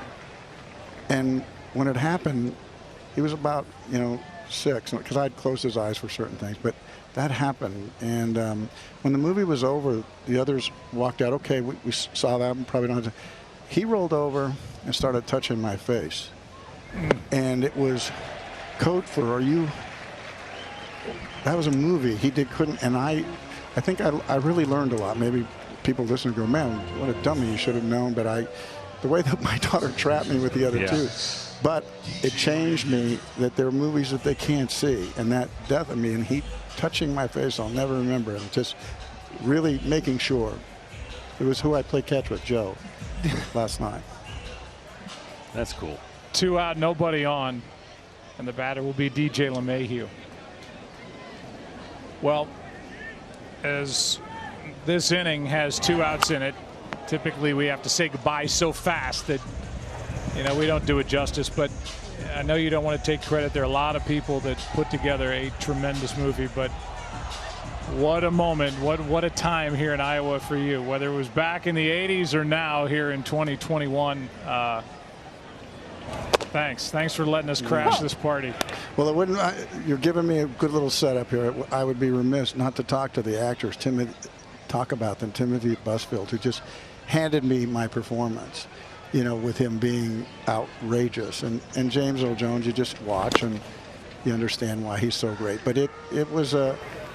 You know, I've talked about the men who, you know, helped make this movie, but the actors I haven't got a chance. And I just Burt Lancaster. I mean, my performance was handed to me. I was comfortable with what I was going to do. I knew what it was. I knew it had a chance to be great if we didn't mess it up. And that's simply like, don't let it be something that it's not. It's not a car crash. There's not a fist fight. There's no love scene. It's all going to rest on somebody saying, you want to have a catch. And that was our exciting moment. Yep. 2 balls, 2 strikes, 2 out, nobody on. And a fly ball right field will be handled by Engel. Well, it's been an honor to get to know you. And thanks for our catch yesterday. It was a good catch. That was a good catch. I'm glad you guys can still play catch, by the way. Yeah. Love to play catch with you, John. Take care. You'd have to take something off it, though. The great Kevin Costner here in Iowa. That's your club for that day off tomorrow and the rest of the weekend series. That's to third. Backhanded by Odor, and the throw is true. 1 away. Tonight's telecast is presented by Geico and sponsored by Chevrolet. Find new roads. And by Jersey Mike's Subs. Be a sub above. MLB.TV is now $52.99. Watch all out-of-market regular season games live or on demand, plus MLB Big Inning. Blackouts and other restrictions apply. Visit MLB.TV for more details. Here is a foul backing out of play off the bat of Abreu. Strike one here in the 5th inning. You know, I'm also struck by how, I mean, they put everything together in perfect place, but the lighting makes everything look like it had been here forever, right? The lighting has been. It looks like a set. It does. It's way different than a stadium, of course. Upstairs, 1 ball, 1 strike.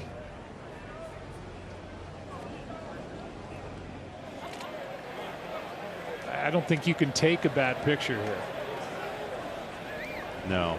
Or get a bad shot, whether it's via the drone or whatever we're trying to bring you here tonight. 1 ball, 1 strike. Outside. That's outside. 2-1. I was telling somebody, they were trying to ask me what is it like, and I said, you know, the coolest thing what I wanted to see, which when we're up here doing our thing, I'm sure we've had pictures of it. You park, for the fans, park so far away, and it's that long walk coming in to see this whole thing unveil, kind of one piece at a time, because you can't see over some of the corn. And the realization when you come around the corner and you come up to this place, it does set you back to one of the coolest events we'll be part of. Yeah, Kevin was talking about something when we were off air, and I thought it was a good point, which I'll bring up here in a second. 3 balls and a strike. 1 out, nobody on here in the 5th. Heaney trying to get through this frame, keep it a 4-run ball game, and that's outside. First of all, I'll tell you that this game is featured on the free-to-play Fox Bet Super 6 app. One of the questions in tonight's contest: how many total runs will be scored? Play along on the app for your chance to win. But Kevin was talking about what it's like when you go to a high school football game, and then you got the little kids that are playing a high school football game, you know, off on another field or somewhere. That's what's going on here. You've got big leaguers playing in front of us, and then on the field where they shot the movie, which is just coming into view now, little kids are playing baseball over there. Here's a fly ball into center. Back at the track. It is caught. Jimenez, who's got 5 home runs over the last 5 games, almost shot another one out of here. Yeah, straightaway center. He put a charge into it, and Brent Gardner did a nice job gauging this one at the wall. New stadium, of course, they take infield and outfield and get accustomed to it, but did a nice job judging that. This ball was smoked off the bat. Every swing he's taken right now seems like the same, and that one just didn't get out.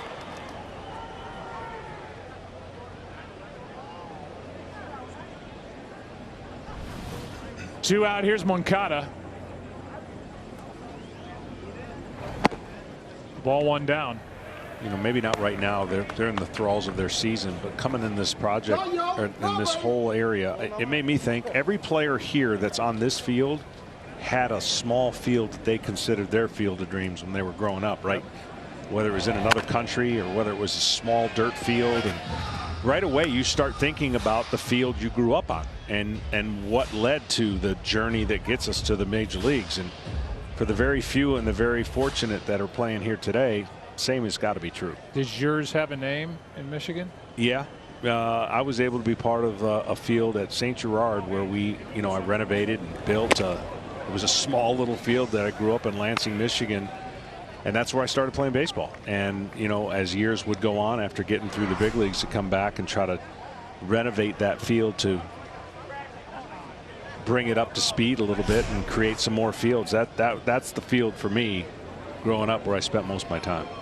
1 ball, 2 strikes, and now a grounder up the middle right at LeMahieu. He'll flip. The inning is over. Good work by Heaney. And the 6th inning will roll in here in Dyersville.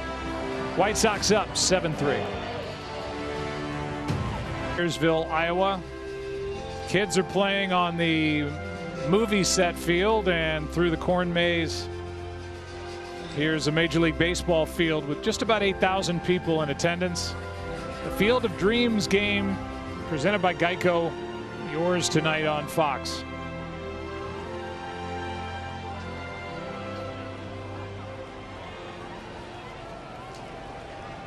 (7-3) ball game, and Lance Lynn is back to work, and he misses inside to Brett Gardner. Yankees have to get to work. 4-run ball game.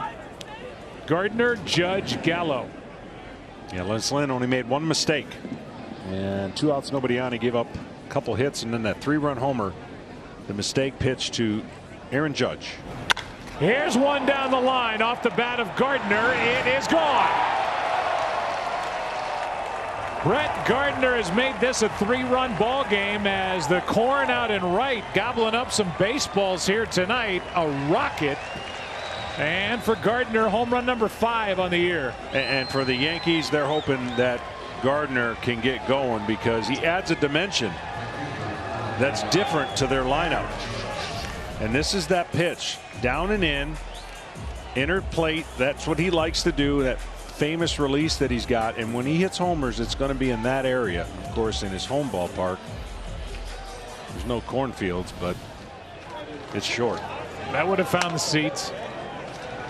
3-run game. Aaron Judge now, who went deep into right his last time up. 3-run shot takes upstairs for ball 1.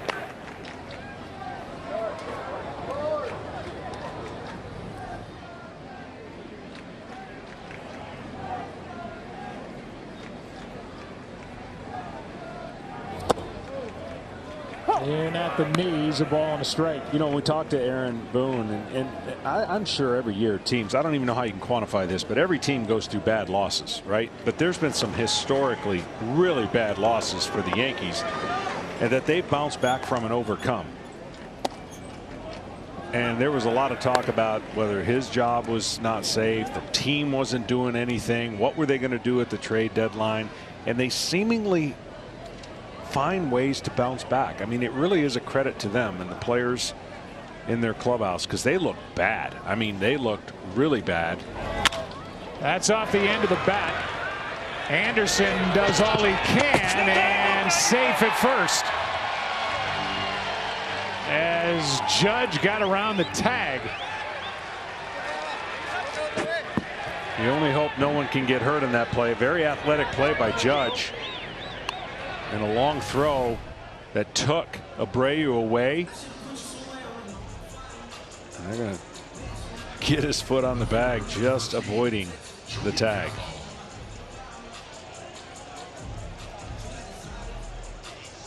And it goes down as an error on Anderson, his 6th of the year. That'll bring in Gallo. Yeah, I would think Joey Gallo needs to be aggressive on this first pitch. He's getting into counts. He's striking out a lot. He hasn't been swinging much. Well, that one was too high to be aggressive, but early in the count hitting. And Joey takes his walks. You see the low batting average and the power. So he still gets on base by taking his walks. Just got to cut down the strikeouts a little bit. 1-0 pitch is that was a pitch to hit, and Gallo fouled it back. 1 ball, 1 strike. Runner at first, Judge, nobody out. 3-run game.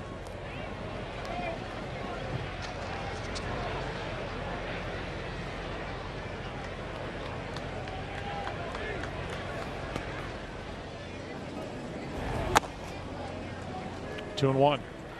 Talking about the Yankees at the end of June. Aaron Boone got the dreaded vote of confidence. Brian Cashman saying this is not an Aaron Boone problem. The team just wasn't playing well. Sun setting here in Iowa. 2-1 pitch is fouled away. 2-2, and just over the past month, the Yankees have had the best record in baseball.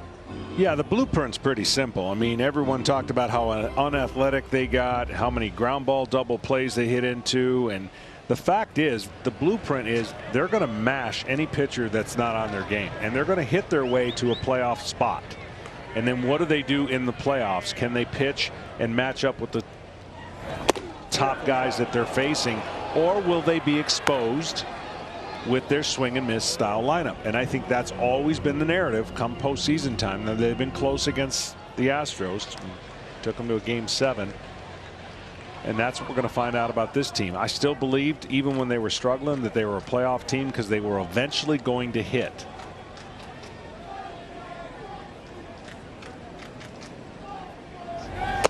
That is outside. A homer, an error, and now a walk. And Lynn in some trouble here in the 6th. And now a quick word from Chevrolet. Fans at tonight's game are trying Chevy's apple pie hot dogs. Search hashtag apple pie hot dog for the recipe. Baseball, hot dogs, apple pie, and Chevrolet. Miguel Cairo is out of the dugout. And we'll see if a pitching change is coming here in the 6th inning, or if he's going to stick with his big right-hander. 6'5", 270-pound Lance Lynn, and that's it for Lynn.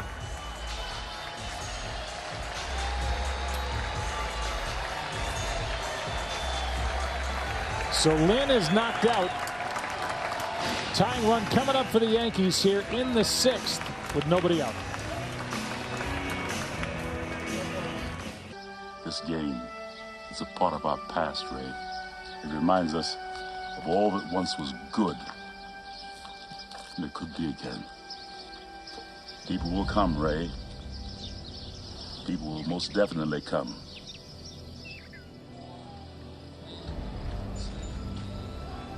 And they have on a beautiful night in Dyersville, Iowa. And this game is starting to tighten. 7-4 is the score. 2 on. Nobody out. A run is home on the Gardner homer. And the flamethrower Kopech takes over, and wow. Yeah, he can throw up to 100 miles an hour, but he's going to basically come after you with a fastball, a slider, an occasional curve. The numbers for Michael on the year as he spins one in. It's fouled back and out of play by Stanton. 1 ball, 1 strike. So 5+ for Lynn. About 4 hits, struck out 7, walked 2, allowed 2 home runs, and he's responsible after giving up 4 runs for the 2 runners on. Here's a 1-1 from Kopech. Just trying to catch up as Stanton strike 2. Yeah, Kopech was the starter, got Tommy John surgery as he come back. It's taken a while, but they're putting him in a high leverage situation. And really what the White Sox bullpen can do is both Kimbrel, Liam Hendricks. I mean, it's party over if they get the lead late. 1-2. Fouled back. The job that the front office and Rick Hahn, their scouting department, has done for the White Sox is off the charts. His 9th year as general manager, Kenny Williams, former GM, now the executive vice president. The front office has done such a good job. There's so much depth with this team, and now going for it at the deadline with the deal of Madrigal to the Cubs and getting Kimbrel. Breaking ball, slowly hit, tough play. Anderson got it. And a really good play by Tim Anderson for the first out here in the inning. Well, with all that Stanton has gone through physical-wise, earlier in his career, he would have beat this out easy. He just is not getting down the line like he used to.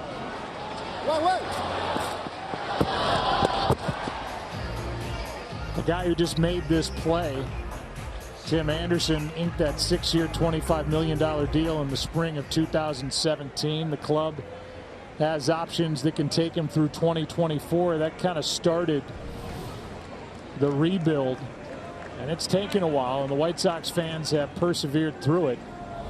But this is a team, John, that's really good now and is going to be good here for a while. They are, and they're put together with, yes, they're young. I think 3rd or 4th or 5th youngest team in the game, but they've got the veterans. Tony La Russa kind of guiding them through this experience. He's won a ton of games. Foul back. 1 ball, 1 strike. The guy on the mound, Kopech, came in the Chris Sale deal with Moncada, who's their 3rd baseman.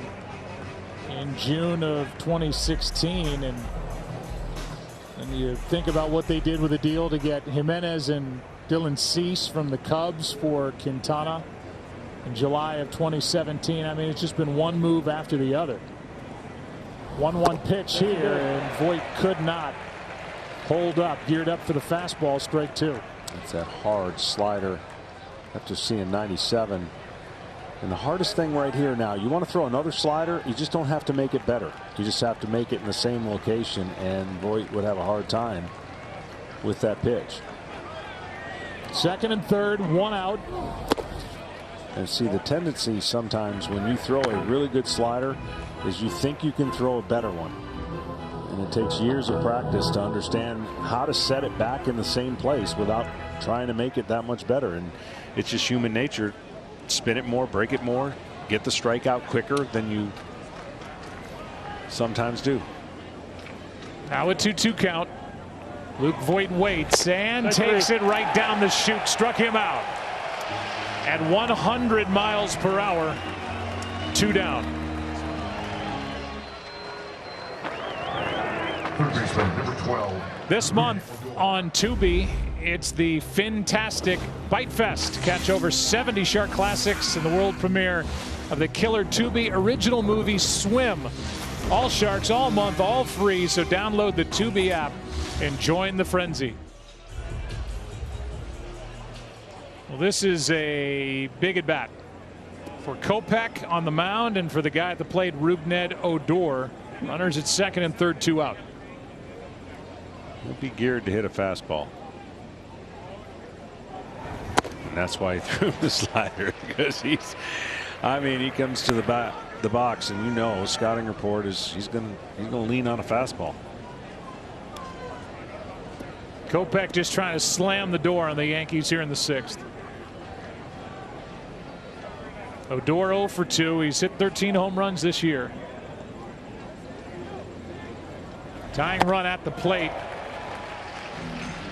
Too late with that swing, strike 2. See the difference with this philosophy when you have a hard throwing pitcher and 99 miles an hour, and you have a big swinging hitter. That's not a good recipe.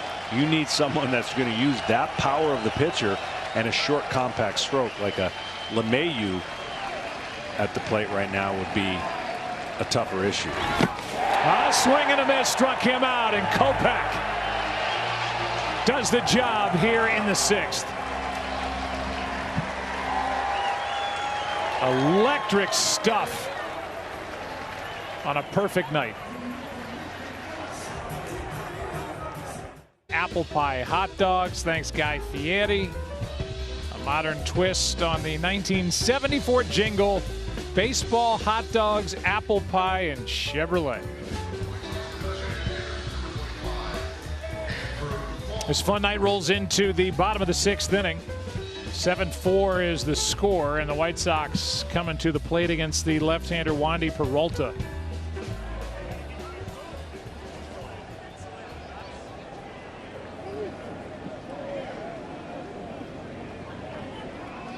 There are the numbers for Wandy, and a tight breaking ball is in for a strike to Andrew Vaughn. Bottom of the 6th inning. Here's the next. That's strike 2. Liam Hendriks is on with us from out of the bullpen for the White Sox. Hi, Liam. How we doing, guys? We're doing good. First of all, thanks for being with us tonight. Thanks for being with us during the All-Star game. Let's keep it a little cleaner tonight, my man, if we can do that. I'm just happy I can hit you tonight. Yeah, me too. That's usually better for interviews. Here's a 1-2 pitch. It's down low. You have been one of the players that's been really upfront about how much you were how excited you were to come here to Dyersville, Iowa, and see this. Has it lived up to your expectations? Oh, it's been amazing. Obviously, coming out here, you're always nervous a little bit about the playing surface and stuff like that, but Murray did a fantastic job working on this field, and they deserve all the credit. But yeah, I'm excited. Obviously, I ran through the corn earlier. I did the maze. I went through the house. Sat on the benches. It was, and then I got to shake Kevin Costner's hand, which is never a bad thing.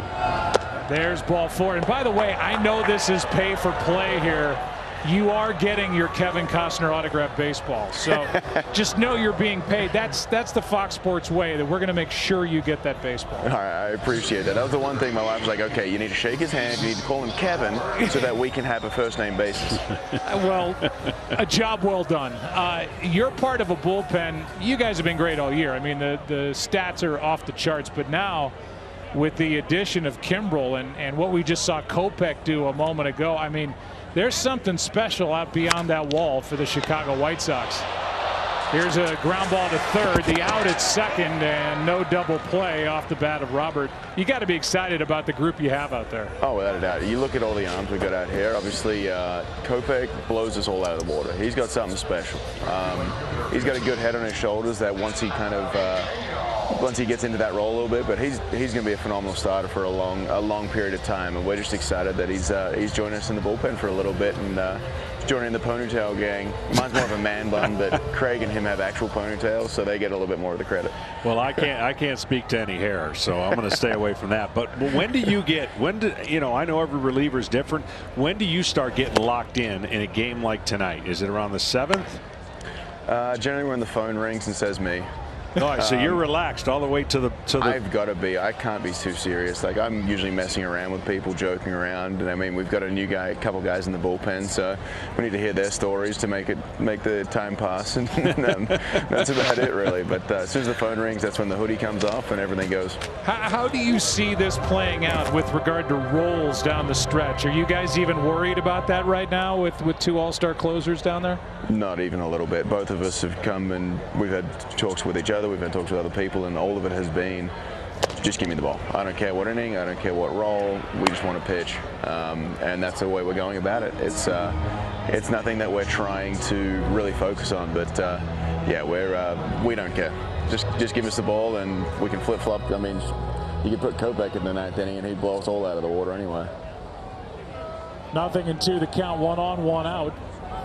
And a fly ball down the right field line will end up a foul ball, much to the dismay of Liam Hendriks. You've been around this game a long time, been an all-star, and you make your living on the mound.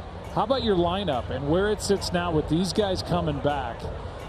This cannot be a fun lineup to pitch to. Oh, you mean the Monstars? Yeah.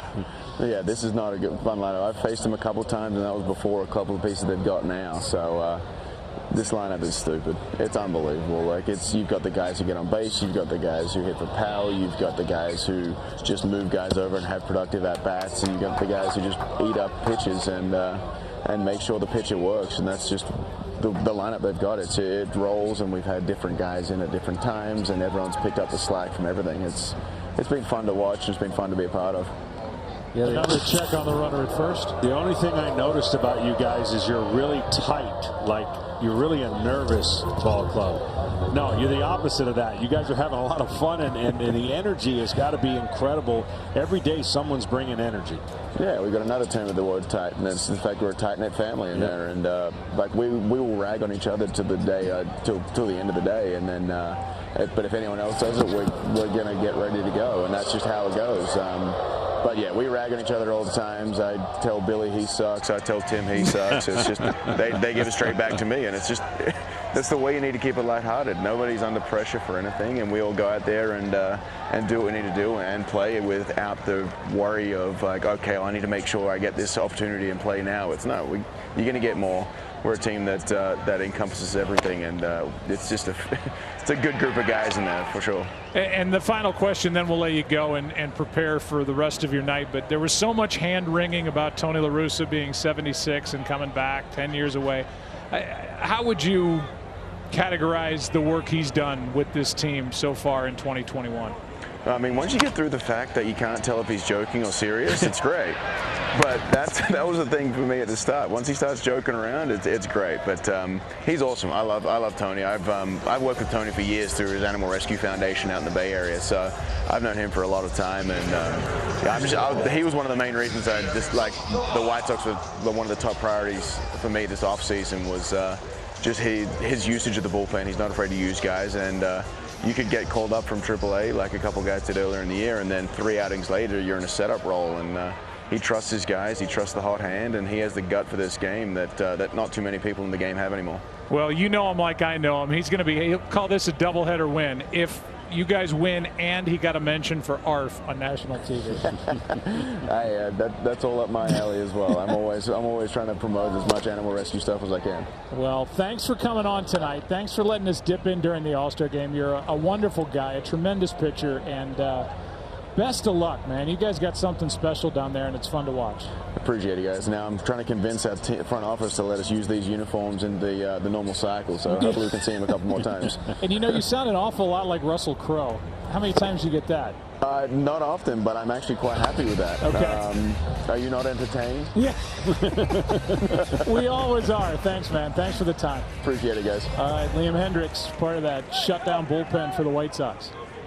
They have a unique setup for the bullpens. They're kind of in there isolated. They got the corn in the background, a little good viewing area to watch the game. And for some of those guys down there all day. A strikeout ends the inning. And good work by Peralta as he keeps this a 3-run game. 7th inning now in Iowa. Back after this from your local Fox station.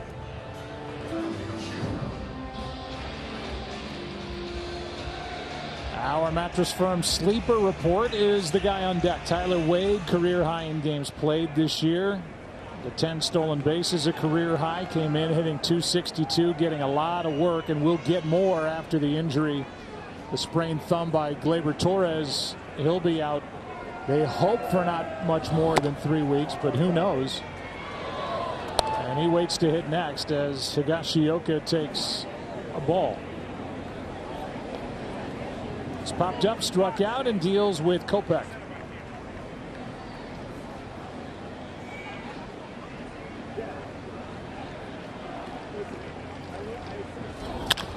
Left side, nice play. Moncada spins and throws and got him out. Wow, what a good play there. Ball was headed for the outfield. Moncada play all over, but he snags a base hit away from the leadoff hitter, and the Yankees trying to get momentum going here in the 7th. You think about Wade. Wade just reminds me of just a baseball player, like a player that would play here. Could just, nothing super flashy, play a couple positions and play the game that he loves, I'm sure. Bats with 1 out, nobody on here in the 7th, and Kopech deals. And the arms go up on ball 1 up and in.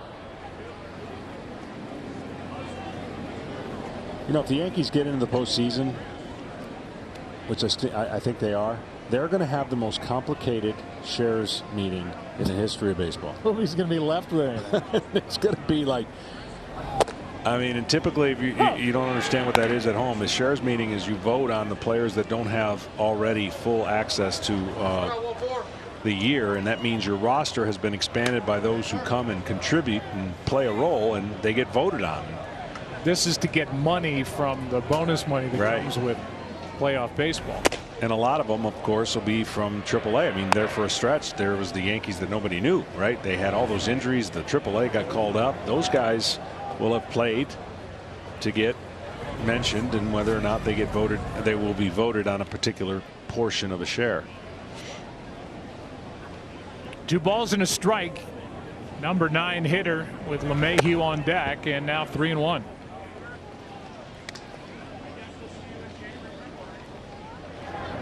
I say that because I remember our first process was horrible.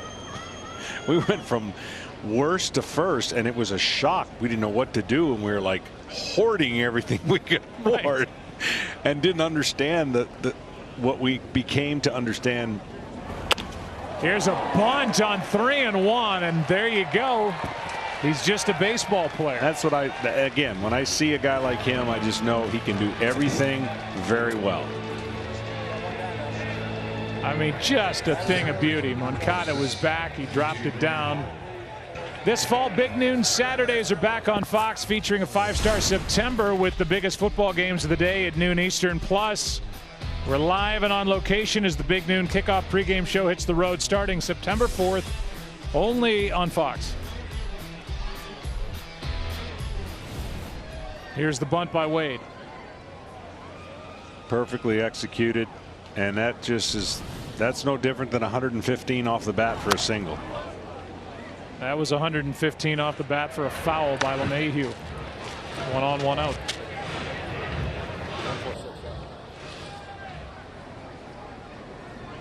But I finished my point like by the 3rd year of 3 straight years in the play. Sure, give it to him. Right. Give it to that guy. Oh, who? What? Yeah, give it to him. It became old hat, and we figured out how to do it. That's what happens when you win 14 divisions in a row. Runner going, throw down, and a stolen base for Wade. Down by 3. You better make it, and Tyler Wade adds to his career high, stolen base number 11. Got a good jump, high leg kick, never looked back.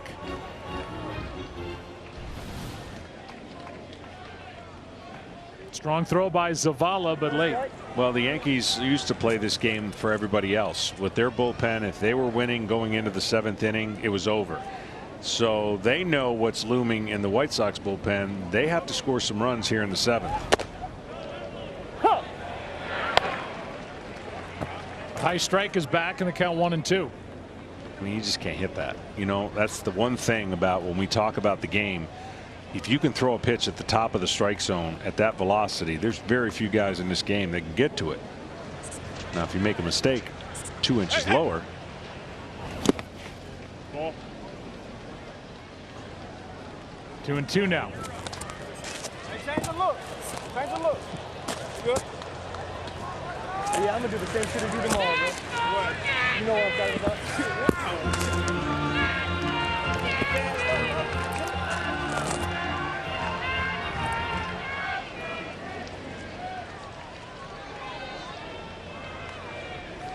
Tim Anderson telling Kopech to change the look.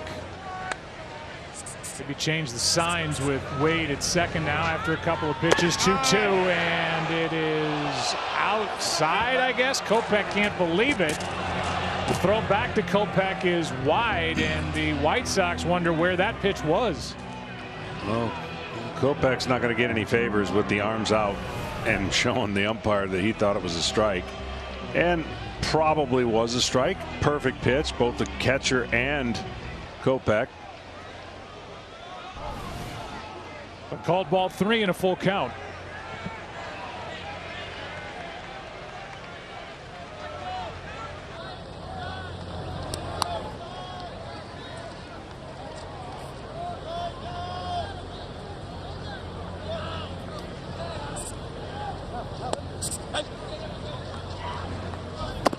And now a walk. And Kopech still hot. That's carryover effect, and that the more you pitch in this game, you can't let that pitch before. You got to have confidence you're going to throw another great pitch, and that carryover effect is leading the manager to come out and talk. And this is going to be a conversation more to the umpire, I would think, than it is to the pitcher. You're going to calm the pitcher down, but you're going to wait for the umpire to come out and let him know what you think, even if he makes this pitching change, which he just did. Left-hander Aaron Bummer gets the call with Gardner coming up. Kopech has that conversation with Pat Hoberg on his way to the dugout. Tying run will be at the plate when we come back. Team and the rest of the league.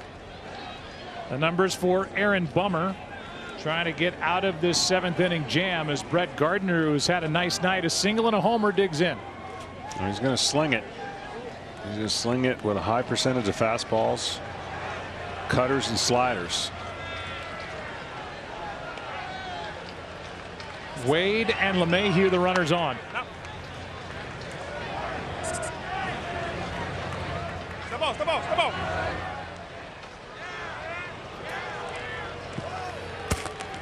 Remember the mic on the chest of shortstop Tim Anderson. That's who you're listening to.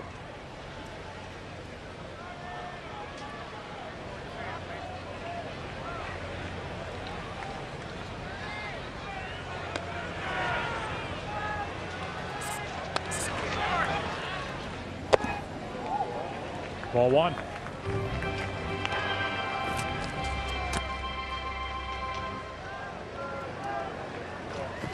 Gardner came in hitting .207. his roughest year at the plate, but time to change all that. The rest of the way, he has singled and scored, homered, struck out his first time. First 3 at bats against the right-hander Lance Lynn. Now the lefty Bummer. Finds strike 1.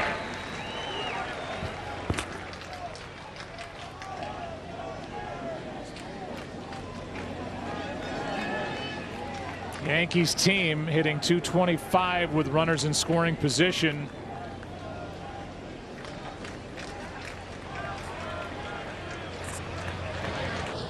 One for 4 tonight. Ground ball right side. Going to be tough to turn 2, and they can't. First and third, 2 down. And that's really what Brett Gardner was trying to make sure that Aaron Judge got to the plate, because if he gets to the plate, tying run at the home plate. They did a good job beating that out. Well, Judge will walk in. He's been on base twice. One time he wasn't out there long. He took the trot after a 2-out 3-run shot in the third.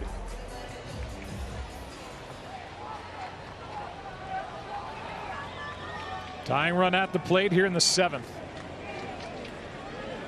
It's one area the Red Sox have been. I'm sorry, the Yankees have not been good at all with runners in scoring position. You saw that mark, just .225 a moment ago, as a strike is poured in 96. I mean, mid-90s or above, otherwise don't apply to the White Sox bullpen. Right. They don't need you.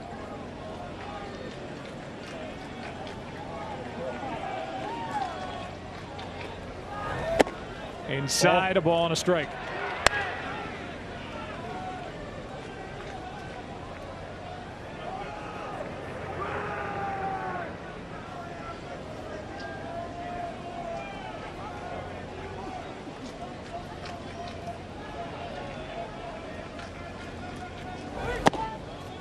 Ball 2 to Judge.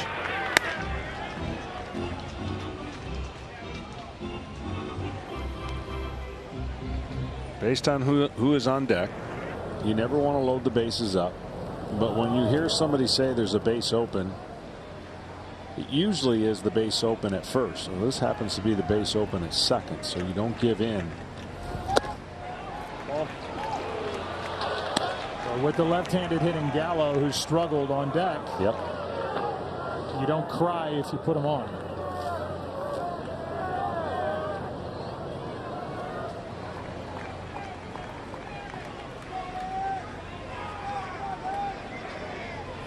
Runners at the corners, 2 out.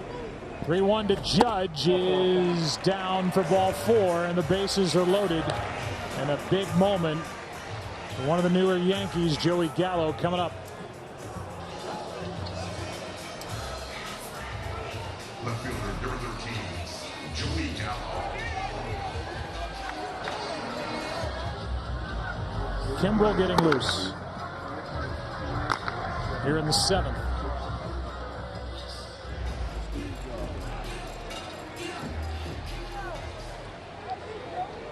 Well, what's it going to be for Joey Gallo? He has walked, struck out, flied out.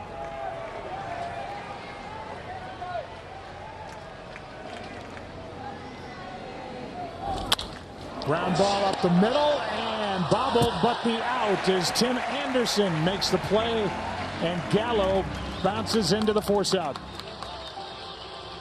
This stays a 3-run ball game. Now a message from the presenting sponsor of the 7th inning, Mattress Firms. As we welcome you back to Dyersville, Iowa, bottom of the 7th inning, and Wandy Peralta, the lefty, back to work. Tim Anderson leading it off, taking a ball. Tim Anderson has one of the simplest approaches to hitting, and it's why he's always flirting with 300. He's taking the barrel of the bat to his knees, meaning he's going down in the zone. Loves to drop the bat in the zone and seek those hits up the middle, left, center. Pulled off that one just a little bit, but this guy is he's always about something. He's never going to have a dull day because he's bringing some kind of energy each day to the park. Left side, Wade gathers it, throws it, one away. He said he was the emotional leader. He's wearing a mic tonight. Rested and Ready, sponsored by Mattress Firm.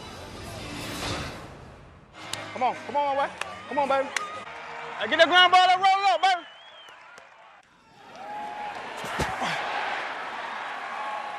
Hey, you mind swapping sides with me, baby? You mind swapping sides with me? Yes, sir, Ski.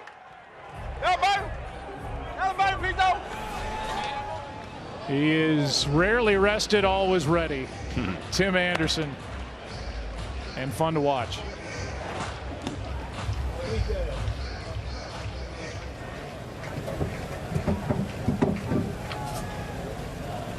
What do you say about La Russa after that whole "your mean Mercedes" thing happened? He said, Tony's like the dad, and we're the bad kids that don't listen, and we all get along. And however it's got to happen, here they are with a 10.5 game lead at the start of the day. 67 and 48, getting healthier and more dangerous as the season wears on. 1 ball, 1 strike on Hernandez. What I also like is refreshingly honest, and you know, he says, look, I know everyone thinks I'm bat first, glove second. I want to improve that glove part. I want to be thought of as a better shortstop defensively than just known as a guy that can hit. And you know, the bat flips and all the different things that people probably in the beginning might have been taken back by. He just enjoys playing. Boy, Peralta's look good, 2 out. Pitched around a misplay last inning. He has now struck out 2. Trying to get through the 7th. Talked about Rested and Ready, sponsored by Mattress Firm, and for the White Sox, Liam Hendricks, our friend, with his 26 saves, leading the American League, 79 strikeouts, most a big league reliever. Last pitched on the 6th as we play here on the 12th. So he is just that. Plenty of rest and plenty ready. Yeah, and you get to that danger point of a closer / reliever where you don't want many more days to go by. So I would think,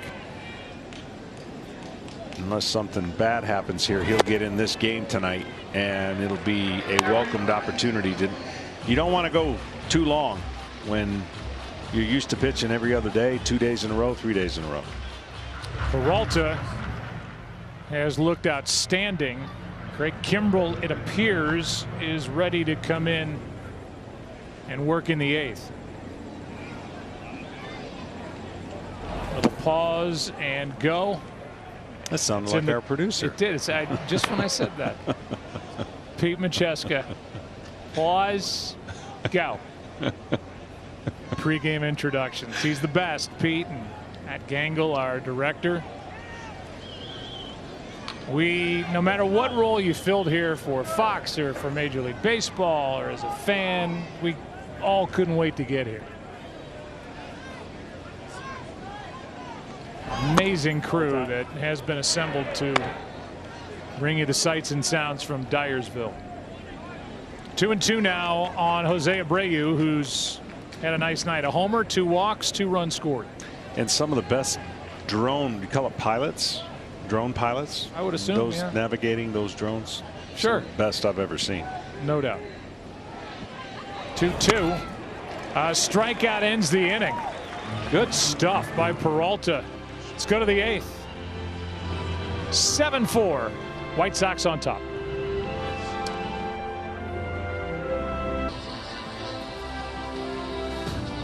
As we welcome you back, a reminder, Geico is donating tickets to honor military members and their families in Major League stadiums around the country through the Geico Seats for Service program.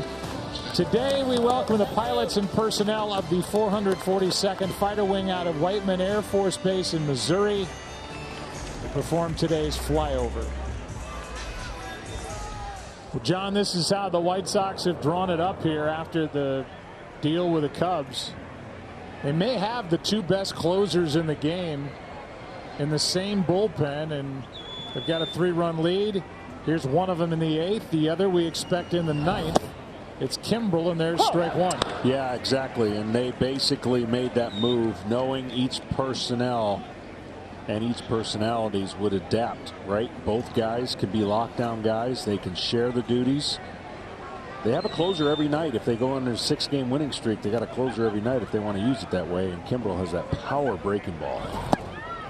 And that nasty, nasty pitch just missed. Leori Garcia is in the ballgame and right. As we play here in the 8th, 3-run game, 7-4. Bummer, a nice job. Got 2 outs, walked 1. There it is again, strike 2. Yeah, it's a unique breaking ball because he has such a different arm angle. The hitter seeing a fastball slinging almost at low 3/4 that kind of rises, and then he gets into that breaking ball that takes the top of the knees and goes down to the shin pads of the catcher. 96 misses, 2 balls, 2 strikes. Stanton now, he is 0 for 3 tonight, then Voit, then Odor.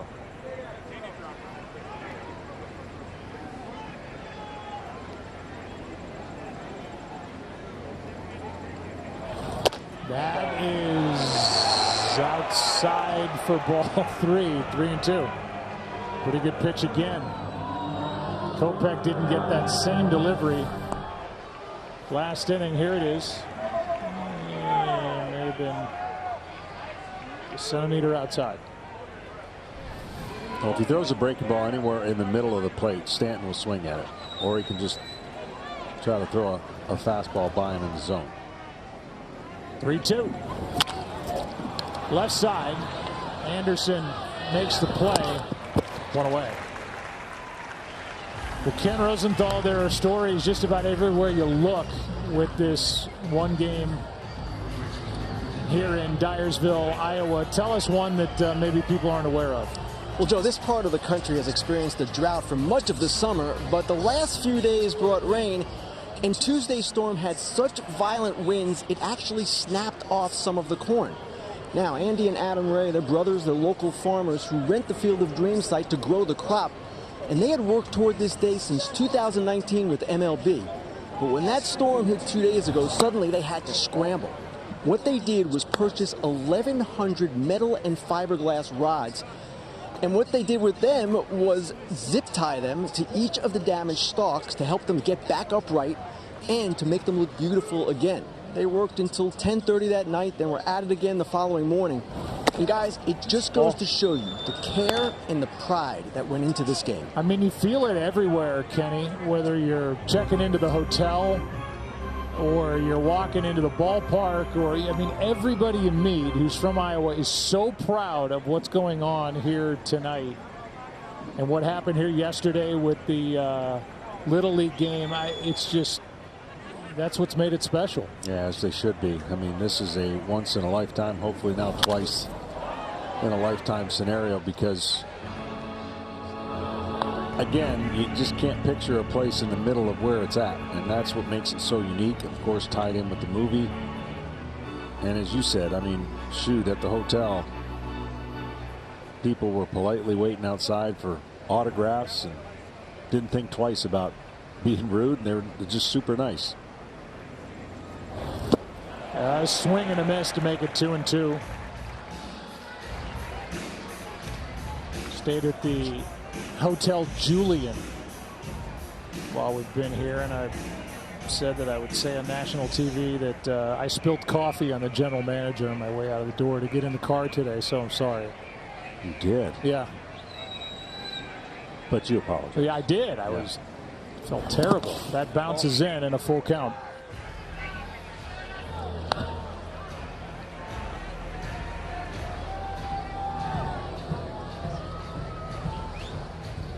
Back in Dubuque, about what, 25-30 minutes away from here by car. So sorry, I owe you. 3-2 pitch, 1 out, nobody on here in the 8th. Fouled back by Voit. Good rip.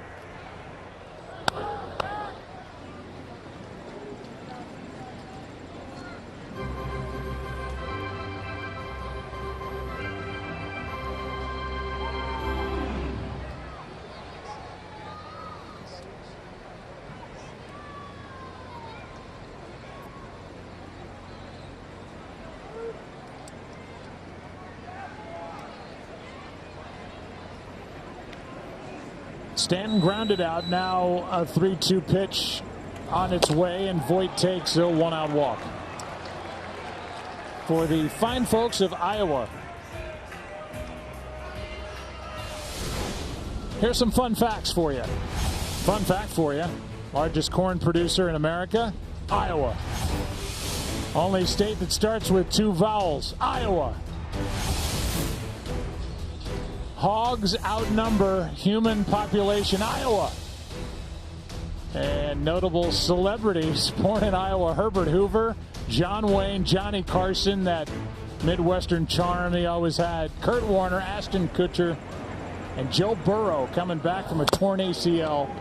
The pride now of the Cincinnati Bengals. You know what I also learned when you ask some questions? Not all the corn is edible. I mean, it's edible, but not used. It's used to graze and for animals. It's feed corn. Yeah, I didn't know that. Just assumed it all was shared by everybody. Yeah. No. Another fun fact for you from a Hall of Famer. Swing and a miss now, 0-2 on Rougned Odor. And I guess time will tell if the apple pie hot dog makes it past the trial period here in Iowa.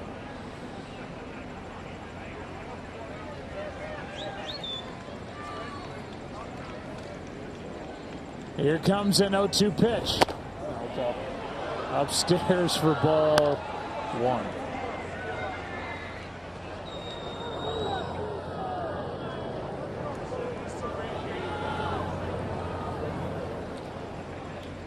Now that you're X number of innings after eating that. I want another one. Oh, you want another one? Yeah, I want another one. I didn't know you're feeling good. 1-2 pitch. Swing and a miss. Foul tip hung on to by the catcher Zavala. 2 down.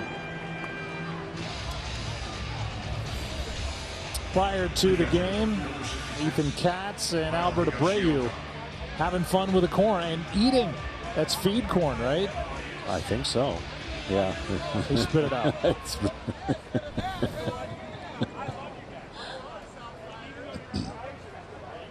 And has lived to tell.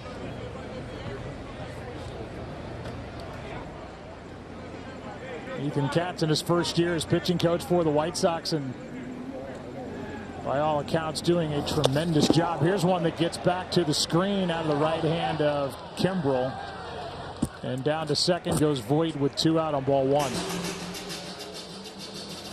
Kimbrel will keep you uneasy in the box, which is not a bad thing if you can make your pitches when you have to, but he'll uncork a couple wild ones every once in a while and snap off that breaking ball when you think it's coming at you. You buckle and it's a strike.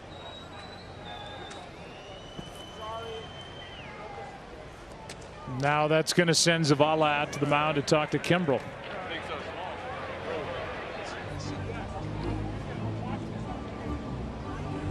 Let's send it down to Tom Verducci. Tom. Joe, earlier before the game, I met White Sox owner Jerry Reinsdorf in the cornfield. I've been waiting all night to say that, by the way.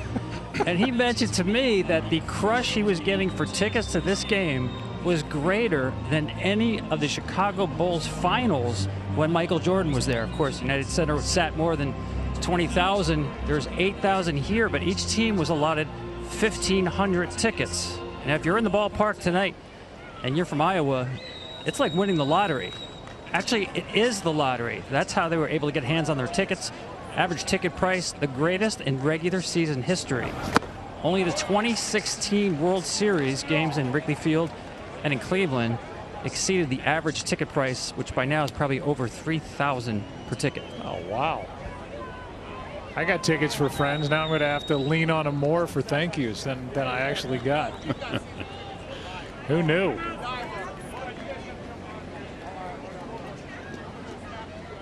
Jerry Reinsdorf, who made the audacious move to make the change at manager from Renneria to Tony La Russa, his good friend.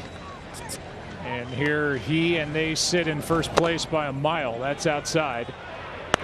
And the count 2-1 now on Higashioka. Yeah, and there is some experience that Tony has had with big leads, and certainly he wants to take that lead and double it. I guarantee you, knowing him.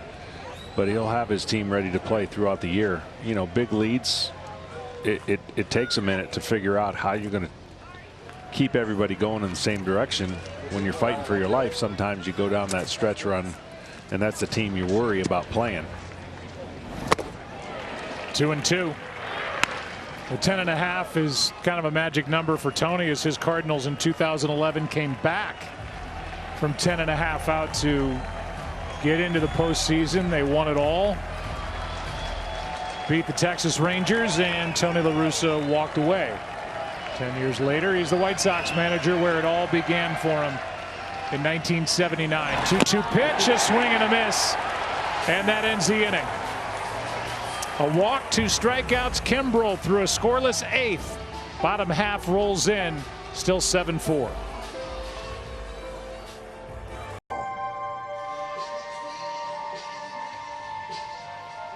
We have done just that on a Thursday night, August 12th, 2021. Dyersville, Iowa, bottom of the 8th inning, and back to work. This Yankees bullpen as Rodriguez takes over after 2 strong innings from Wandy Peralta. No hits, 3 strikeouts, and a walk.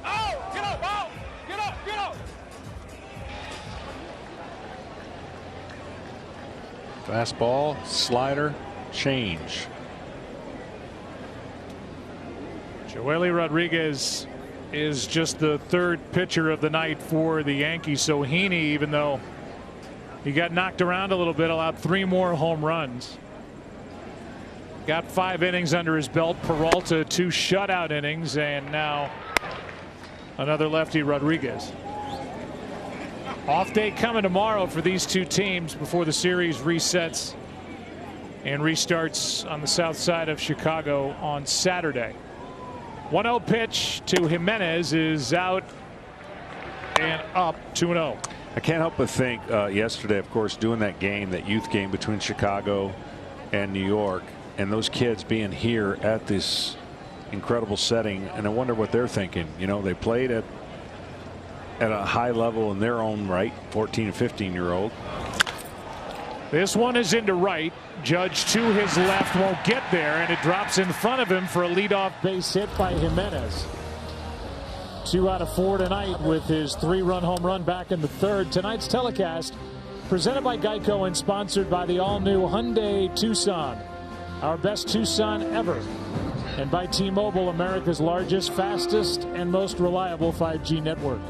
And I'm just wondering what they're thinking about sitting in this setting, wondering about the future, right? I mean, always thinking about the heroes they have on the field, and some of those, you know, are duly noted, and the descriptions we were given. I think it's pretty cool. A nice hand for Eloy Jimenez, who comes out of the ball game for Brian Goodwin, who will do the running at first.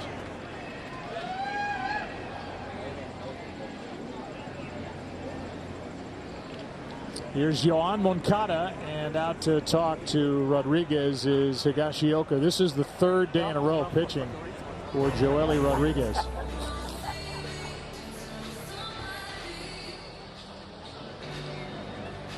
For the Yankees in the 9th inning, it'll be the 9-1 and 2 hitters, Wade, LeMahieu, and Gardner. So Rodriguez is trying to keep this a 3-run game and keep his team in it. Liam Hendricks, as we peek through the corn, is getting ready for the White Sox.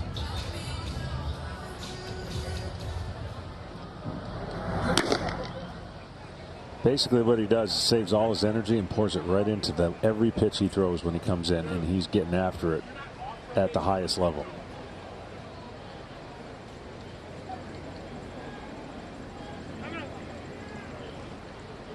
People used to ask me, all right, what's the big difference between starting and closing? Well, there is. Like on a day that I would pitch as a starter, I didn't want a lot of people to ask me a lot of questions. Not that I didn't want to talk to them. I just wanted to save all my answers. Like I want to make a lot of good decisions that day. I want to make 125 good decisions. And the more questions I asked, the more I felt like I was exhausting some of those decisions. So on a day I pitched, it was more about just everything else but pitching, right? As a closer, you have so much time to kill.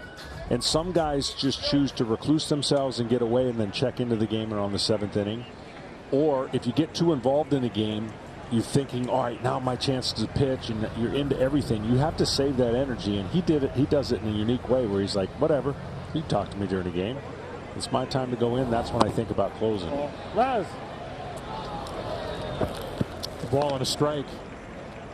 Yeah, I mean, Lee Smith was notorious for taking a nap in the trainer's room on the table there until somebody woke him up and said, hey, it's, whatever it is, 7th inning, 8th inning, time to start heading down there. And I don't think much bothers Hendricks. 1 ball, 1 strike, and the next from the left-hander is hit on a line for a double play. And nothing that Goodwin could do about it. Took a step to his right, and that was it. Lift to the game, sponsored by Hyundai. And the home run by Abreu just over the wall, the first in MLB history. Back in the first. Then Eloy Jimenez, the 3-run shot in the 3rd, and a 2-run blast in the 4th by Sebi Zavala.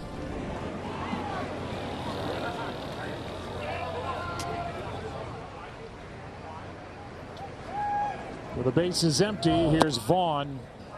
Strike 1. You know, they all came out of the cornfields, which is really cool, but these are 2 huge teams, like big guys. Yankees have some monsters, and so do the White Sox. I think the corn is as high as 10, 12 feet. They weren't too far under that when they walked out of there. Count is 0-2 as Hendricks is set to go after a scoreless inning by Kimbrel. The walk and 2 strikeouts. 0-2 pitch. And the other thing real quick is he's getting ready to come out. It's a controlled adrenaline as a starter because you're building towards the end, where it's an adrenaline rush like you've never experienced when you come out of the bullpen to go into the 9th inning. It is unmatched. There's nothing that prepares you for it. And you ride that adrenaline and hope to get 3 outs. Left side and base hit. Vaughn, his first hit of the night, on base for the 2nd time. And as the 8th inning continues, a quick word from Google. Just about everybody on their feet. Bases loaded and the pitch. Deep to right field and out of here. Walk-off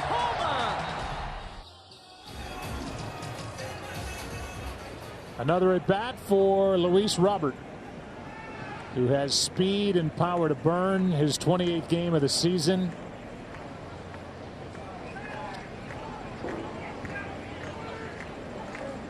Came back this past Monday. Takes a strike here. Tore his right hip flexor, running to first base on the 2nd of May.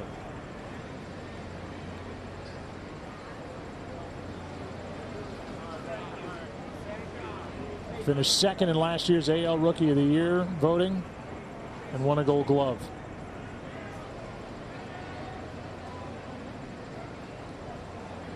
And one of those big-bodied guys you're talking about. 0-1 pitch is down.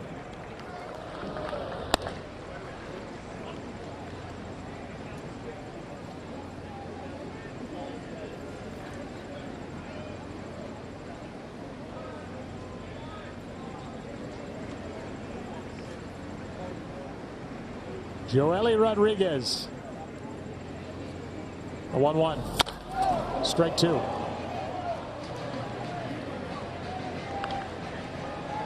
Yeah, a lot of these sluggers, you'd have to be very careful leaving the ball in the middle of the zone or up. They're vulnerable down because when you're taller and you're liking to hit the ball in the air, you've got to make a pitch down.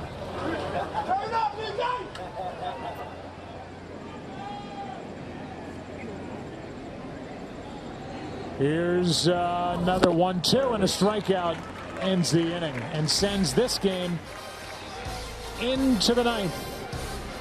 Hendricks coming in to try and save it for Chicago.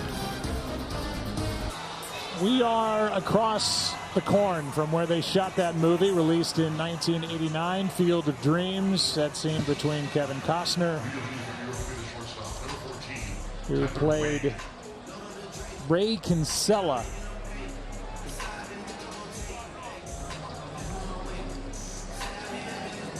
Ray Liotta played Shoeless Joe Jackson. And here's Liam Hendricks, who's another throwback type from Australia and ready to work.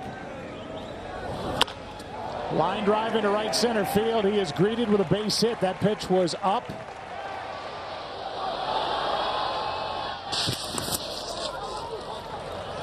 And a base hit to start the inning. 2 out of 4 is Tyler Wade on the night, and there is life for the Yankees here in the ninth inning as Hendricks throws one pitch. Goodwin stays in the game. He's in right.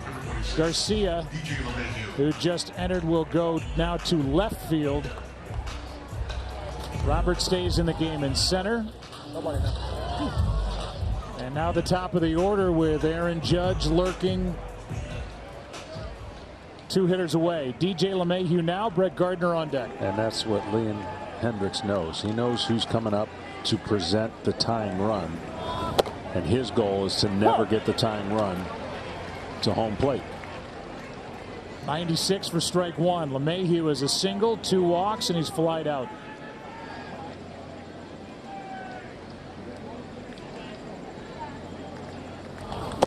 Ball outside.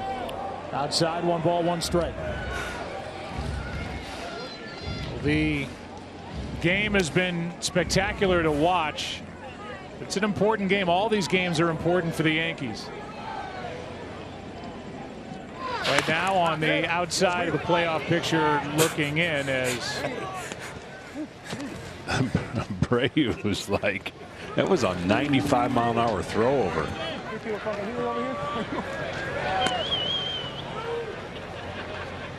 Here comes a 1-1. Hendricks blows it by the bat of LeMahieu, strike 2.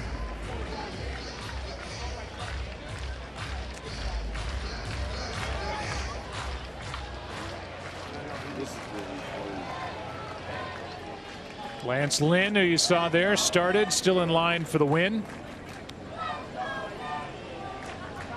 10-3 as he made the start here tonight. Here comes a 1-2. Struck him out on a neck-high fastball, 1 away. You rarely see that from DJ LeMahieu when he's going good, but this fastball just beats him. Tries to get on top. One of the best contact hitters and ability to go to all parts of the field. He got blown away there. Baseball is in full swing. Follow at MLB on Twitter, Facebook, Instagram, and YouTube so you don't miss a thing this season. If Aaron Judge is going to represent the tying run, Brett Gardner is going to have to get on base. He's had a nice night at the plate, and he takes a strike. Singled and scored in the 3rd, homered in the 6th, bounced into a force out in the 7th. All the weapons out of the bullpen on display tonight for the Chicago White Sox.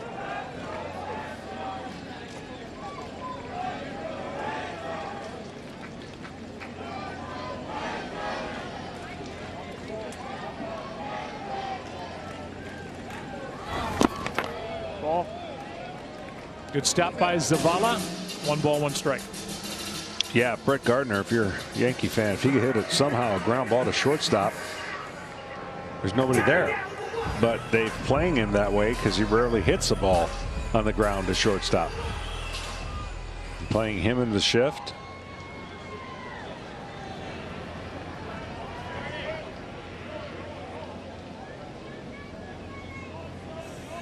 One. That is out of play. Strike 2. Brett Gardner missed his pitch. He was Shaking his head right after he missed that and fouled off that breaking ball that was up. That's where this pitch was. That is something that Brett Gardner knows he may not get again.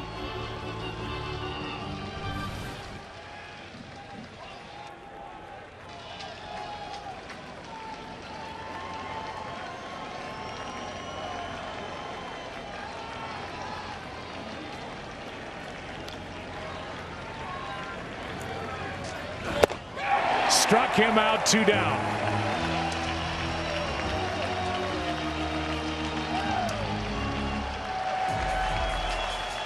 And Hendricks will get to deal with Aaron Judge. The spot where Judge, the best he can do is make it a 1-run game. From Lynn to Kopech to Bummer to Kimbrel to Hendricks. It's a pretty big, important combination for the White Sox. Yep. With an eye on October.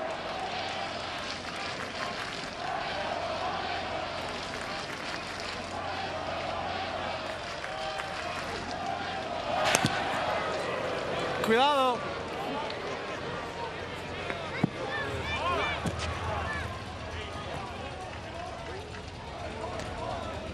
There's no real reason to pay attention to the guy at first base right now.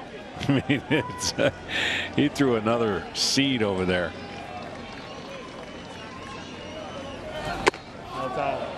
Ball 1.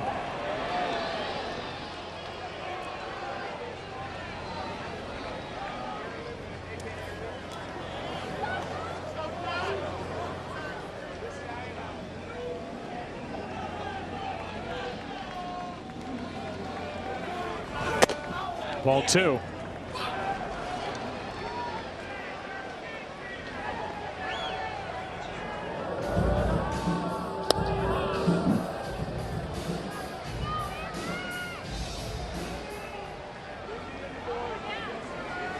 He's got a little mad Hungarian. He does.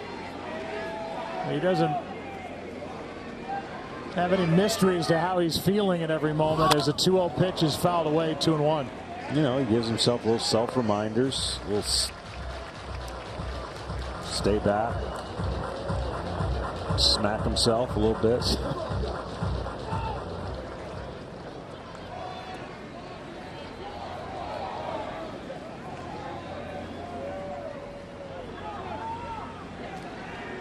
Huffing and puffing with a count 2-1 on Aaron Judge. High fly ball.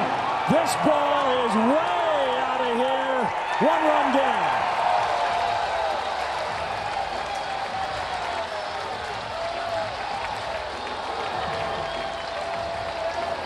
Second of the night, 25 for the year for big number 99.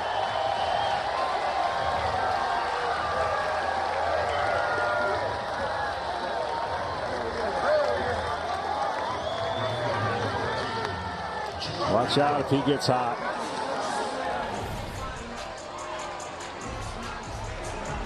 Power against power. And again, he doesn't have to pull to make a park look small. And he's brought up Joey Gallo, now representing the tying run. Ball 1. Gallo with 26 home runs, 1 as a Yankee. Now 14 games with New York. Good pitch down and in.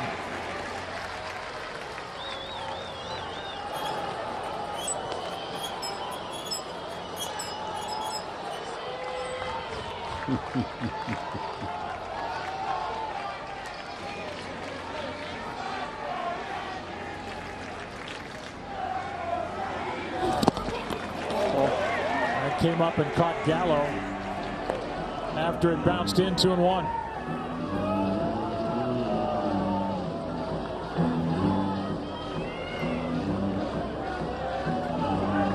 Seven to 6 ball game.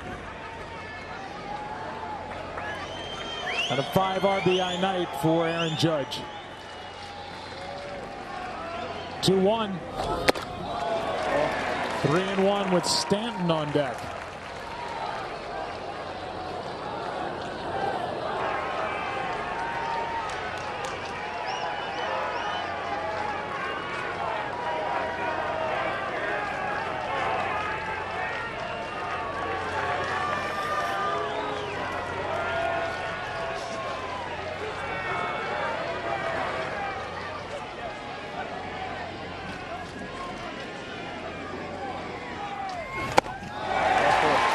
home run is on.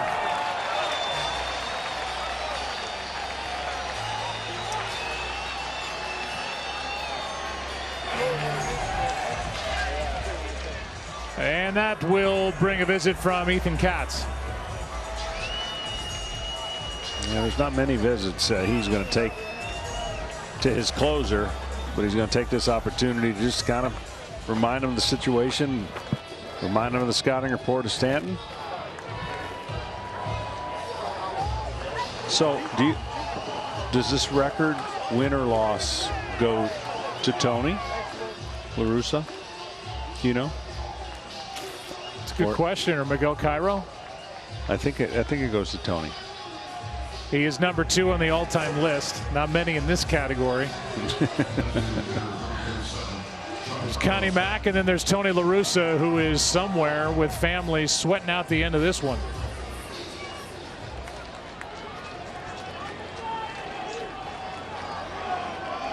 Here's Stanton. He's hit 17 home runs, hitless tonight. There it goes! Back at the wall and is gone! Yankees on top, 8-7 here in the 9th.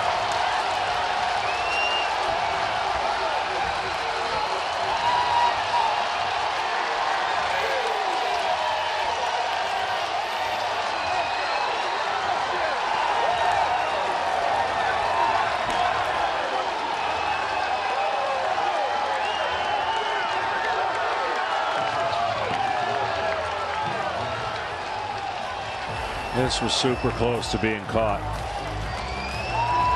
But a rocket by Stanton. He gets a breaking ball that stays over the middle of the plate, and he just smokes it. But then watch the end of this play. Right there, it looked like he had a chance, but just over the fence. 6th blown save of the year for Hendricks. And a complete reversal here in the 9th inning. What a moment for Giancarlo Stanton. A 2-run shot by Judge, a 2-run shot by the DH Stanton. Voit takes high, a ball and a strike. And the Yankees getting all these runs with 2 outs. They hit the 3-run homer with 2 outs. And these 4 runs all coming with 2 outs. 1-1 pitch here is down and in.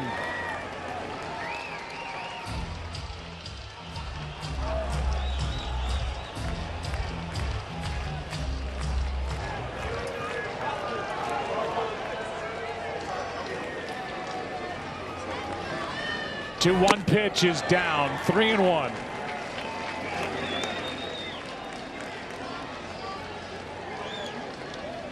The Yankees are without Aroldis Chapman on the IL with shoulder inflammation. They've been mixing and matching in the late innings here of late.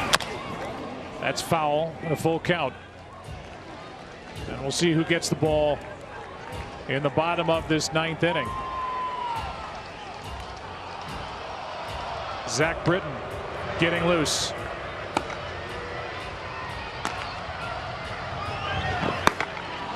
Not a favorable review of his own work this season here recently by Zach Britton.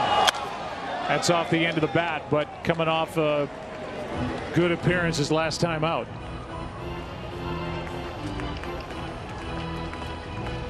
A shocking top of the 9th against Liam Hendricks. And it started with Tyler Wade, first pitch swinging and a base hit.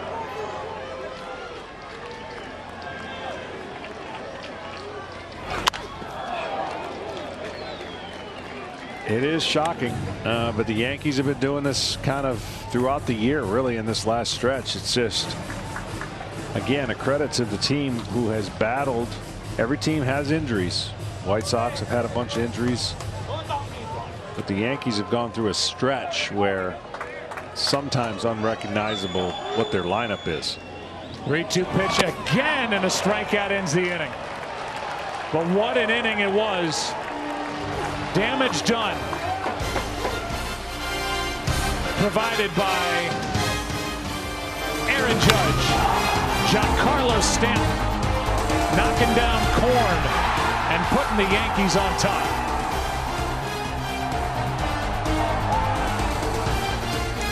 Bottom of the ninth inning from Iowa. Stanton's two-run home run a moment ago put the Yankees on top. They hope for good. The White Sox want to ruin the night for the Yankees and for Zach Britton.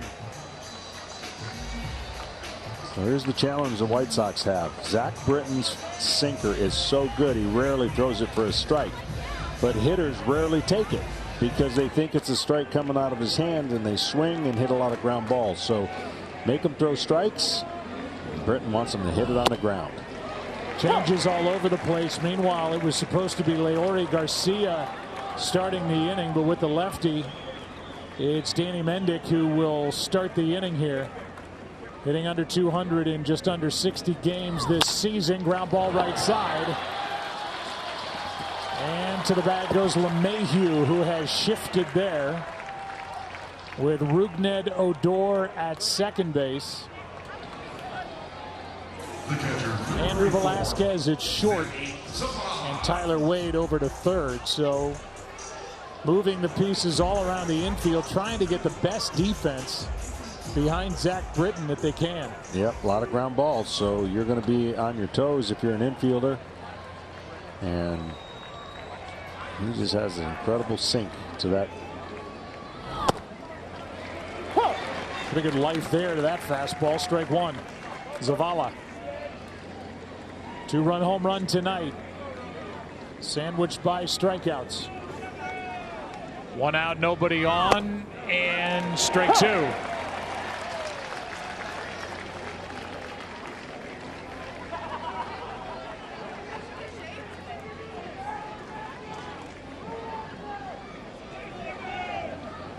Britton trying to nail it down. Ball one.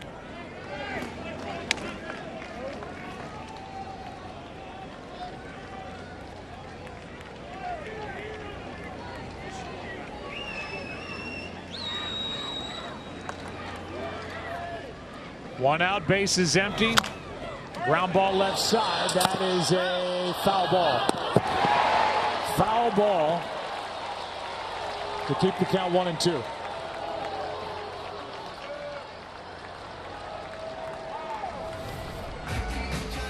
This ball barely goes foul. Of course, the ball has to go over the bag to be deemed fair.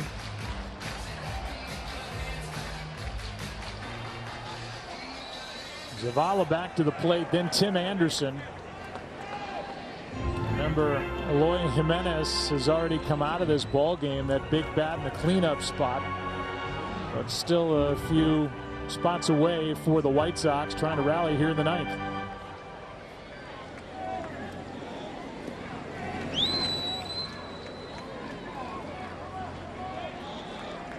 A fun game for all, a more important game for the Yankees with where they sit. As Zavala takes ball two, 2-2.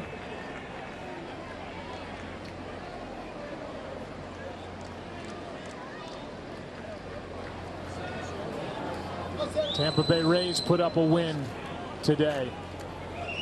Yankees started this day 6 back in the division, just 2 behind Boston. That skips in.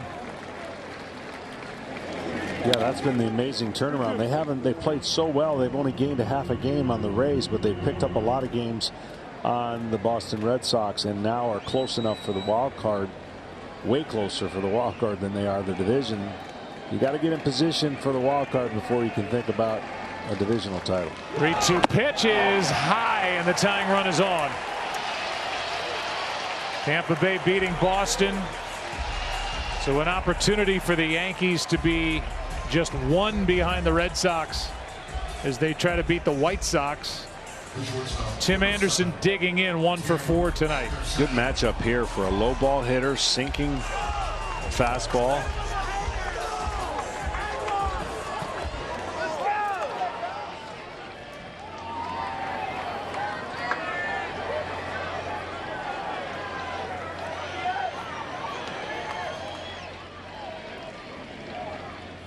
Anderson hits it in the air to right. Back at the wall, and the White Sox win it.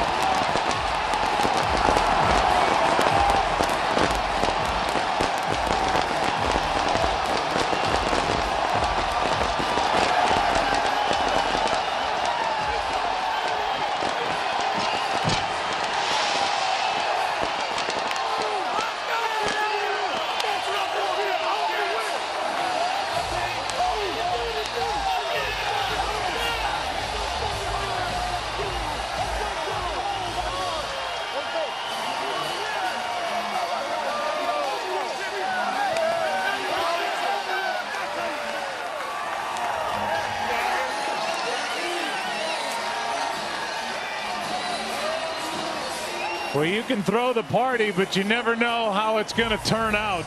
That's unreal. And how about 6 runs on the board in the 9th inning alone, and the White Sox with a walk-off 9-8 win. This was some kind of night for baseball. It sure was, and the most energetic guy on the team ends up winning it and letting everybody know about it. As soon as he made contact, he knew it was gone. And what a game. Makes a winner out of Hendricks, a loser out of Britton. Now, this just was a good matchup for the way that Tim Anderson likes to hit, and he gets the barrel of the bat down to the ball in the low part of the zone about as good as anybody, and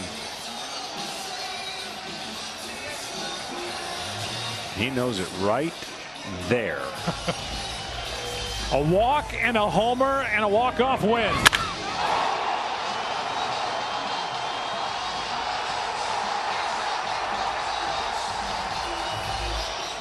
And nobody more relieved than Liam Hendricks. No, exactly. He's their emotional leader, Tim Anderson. And what a moment here on Thursday, August 12th in Dyersville, Iowa. You can't script the movie any better. I don't think they could have scripted this game any better for the folks here that nobody left. And like you said, 9th inning fireworks. 9-8, the White Sox win it. Let's send it down to Ken Rosenthal. Thanks, Joe. Eloy, 8 home runs hit in this game. What was it like in the 9th inning when you guys came back? Well, we never give up. We never give up. They scored 4 runs, but we never give up, and you see the result. Now, when you got here today, did you tell yourself, man, I have got to hit a home run into the corn? I just say I need to have good at-bats, because if I had good at-bats, homer can come. Now, you grew up in the Dominican Republic. You played in some small towns in the minor leagues. What will you remember about this day? Well, it was amazing, you know, because it looked like when you go play in the minor leagues a little bit, but this is the big leagues, you know, and it was fun. It was really fun. Lloyd, thanks a lot. Congratulations. Now over to Tom Verducci with the hero. Thanks, Kenny. Well, Tim Anderson, we spent a lot of this day talking about a great movie, and you go out and write your own Hollywood script. Right. Explain to me what it felt like coming off the field after the top of the 9th inning with the lead lost, and then you're at bat. Yeah, the game's never over. The game's never over until it's over. You know, I knew what I was looking for, and I didn't miss. And you know, let's go home. Tim, what does it say about this team? I know this is the first time you've beat the Yankees this year. You're starting to get healthy. We saw a bushel of baseballs go in the cornfield here. What does it say about how the White Sox are playing now and what's ahead? Yeah, we battle. We battle all the way to the end. We owe those guys. We went to New York and they whooped us 3 times. So, you know, we playing with a chip on our shoulder, and we was able to finish the game. Tim, this to me was one of the most visually striking scenarios I've seen for a Major League ballpark. Important thing is you're walking away from Iowa with a win. What else will you take away from this experience? Just overall experience, man. You know, just coming here playing in the middle of the corn, man, who would have thought of that? And, you know, who would have thought that I'd be able to walk it off here, too, as well. So, you know, we made history tonight. Tim, congratulations. Thank you. I appreciate you always. Back to you. What a player he is. 8 home runs, a homer battle. Each side had 4, and Tim Anderson had the last swing that mattered tonight. Makes a winner out of Hendricks, 7-2. A loser out of Zach Britton, 0-1. And the White Sox flexing their new home run power on a night that vaunted bullpen didn't have it. But my gosh, feel like we all walk out of here winners having been here. Amen. A night we will not soon forget. Maybe won't ever. 9-8. The White Sox win it. The acting manager, Miguel Cairo, getting the win. And Tim Anderson setting off fireworks here in Iowa. Kevin and the guys coming up next.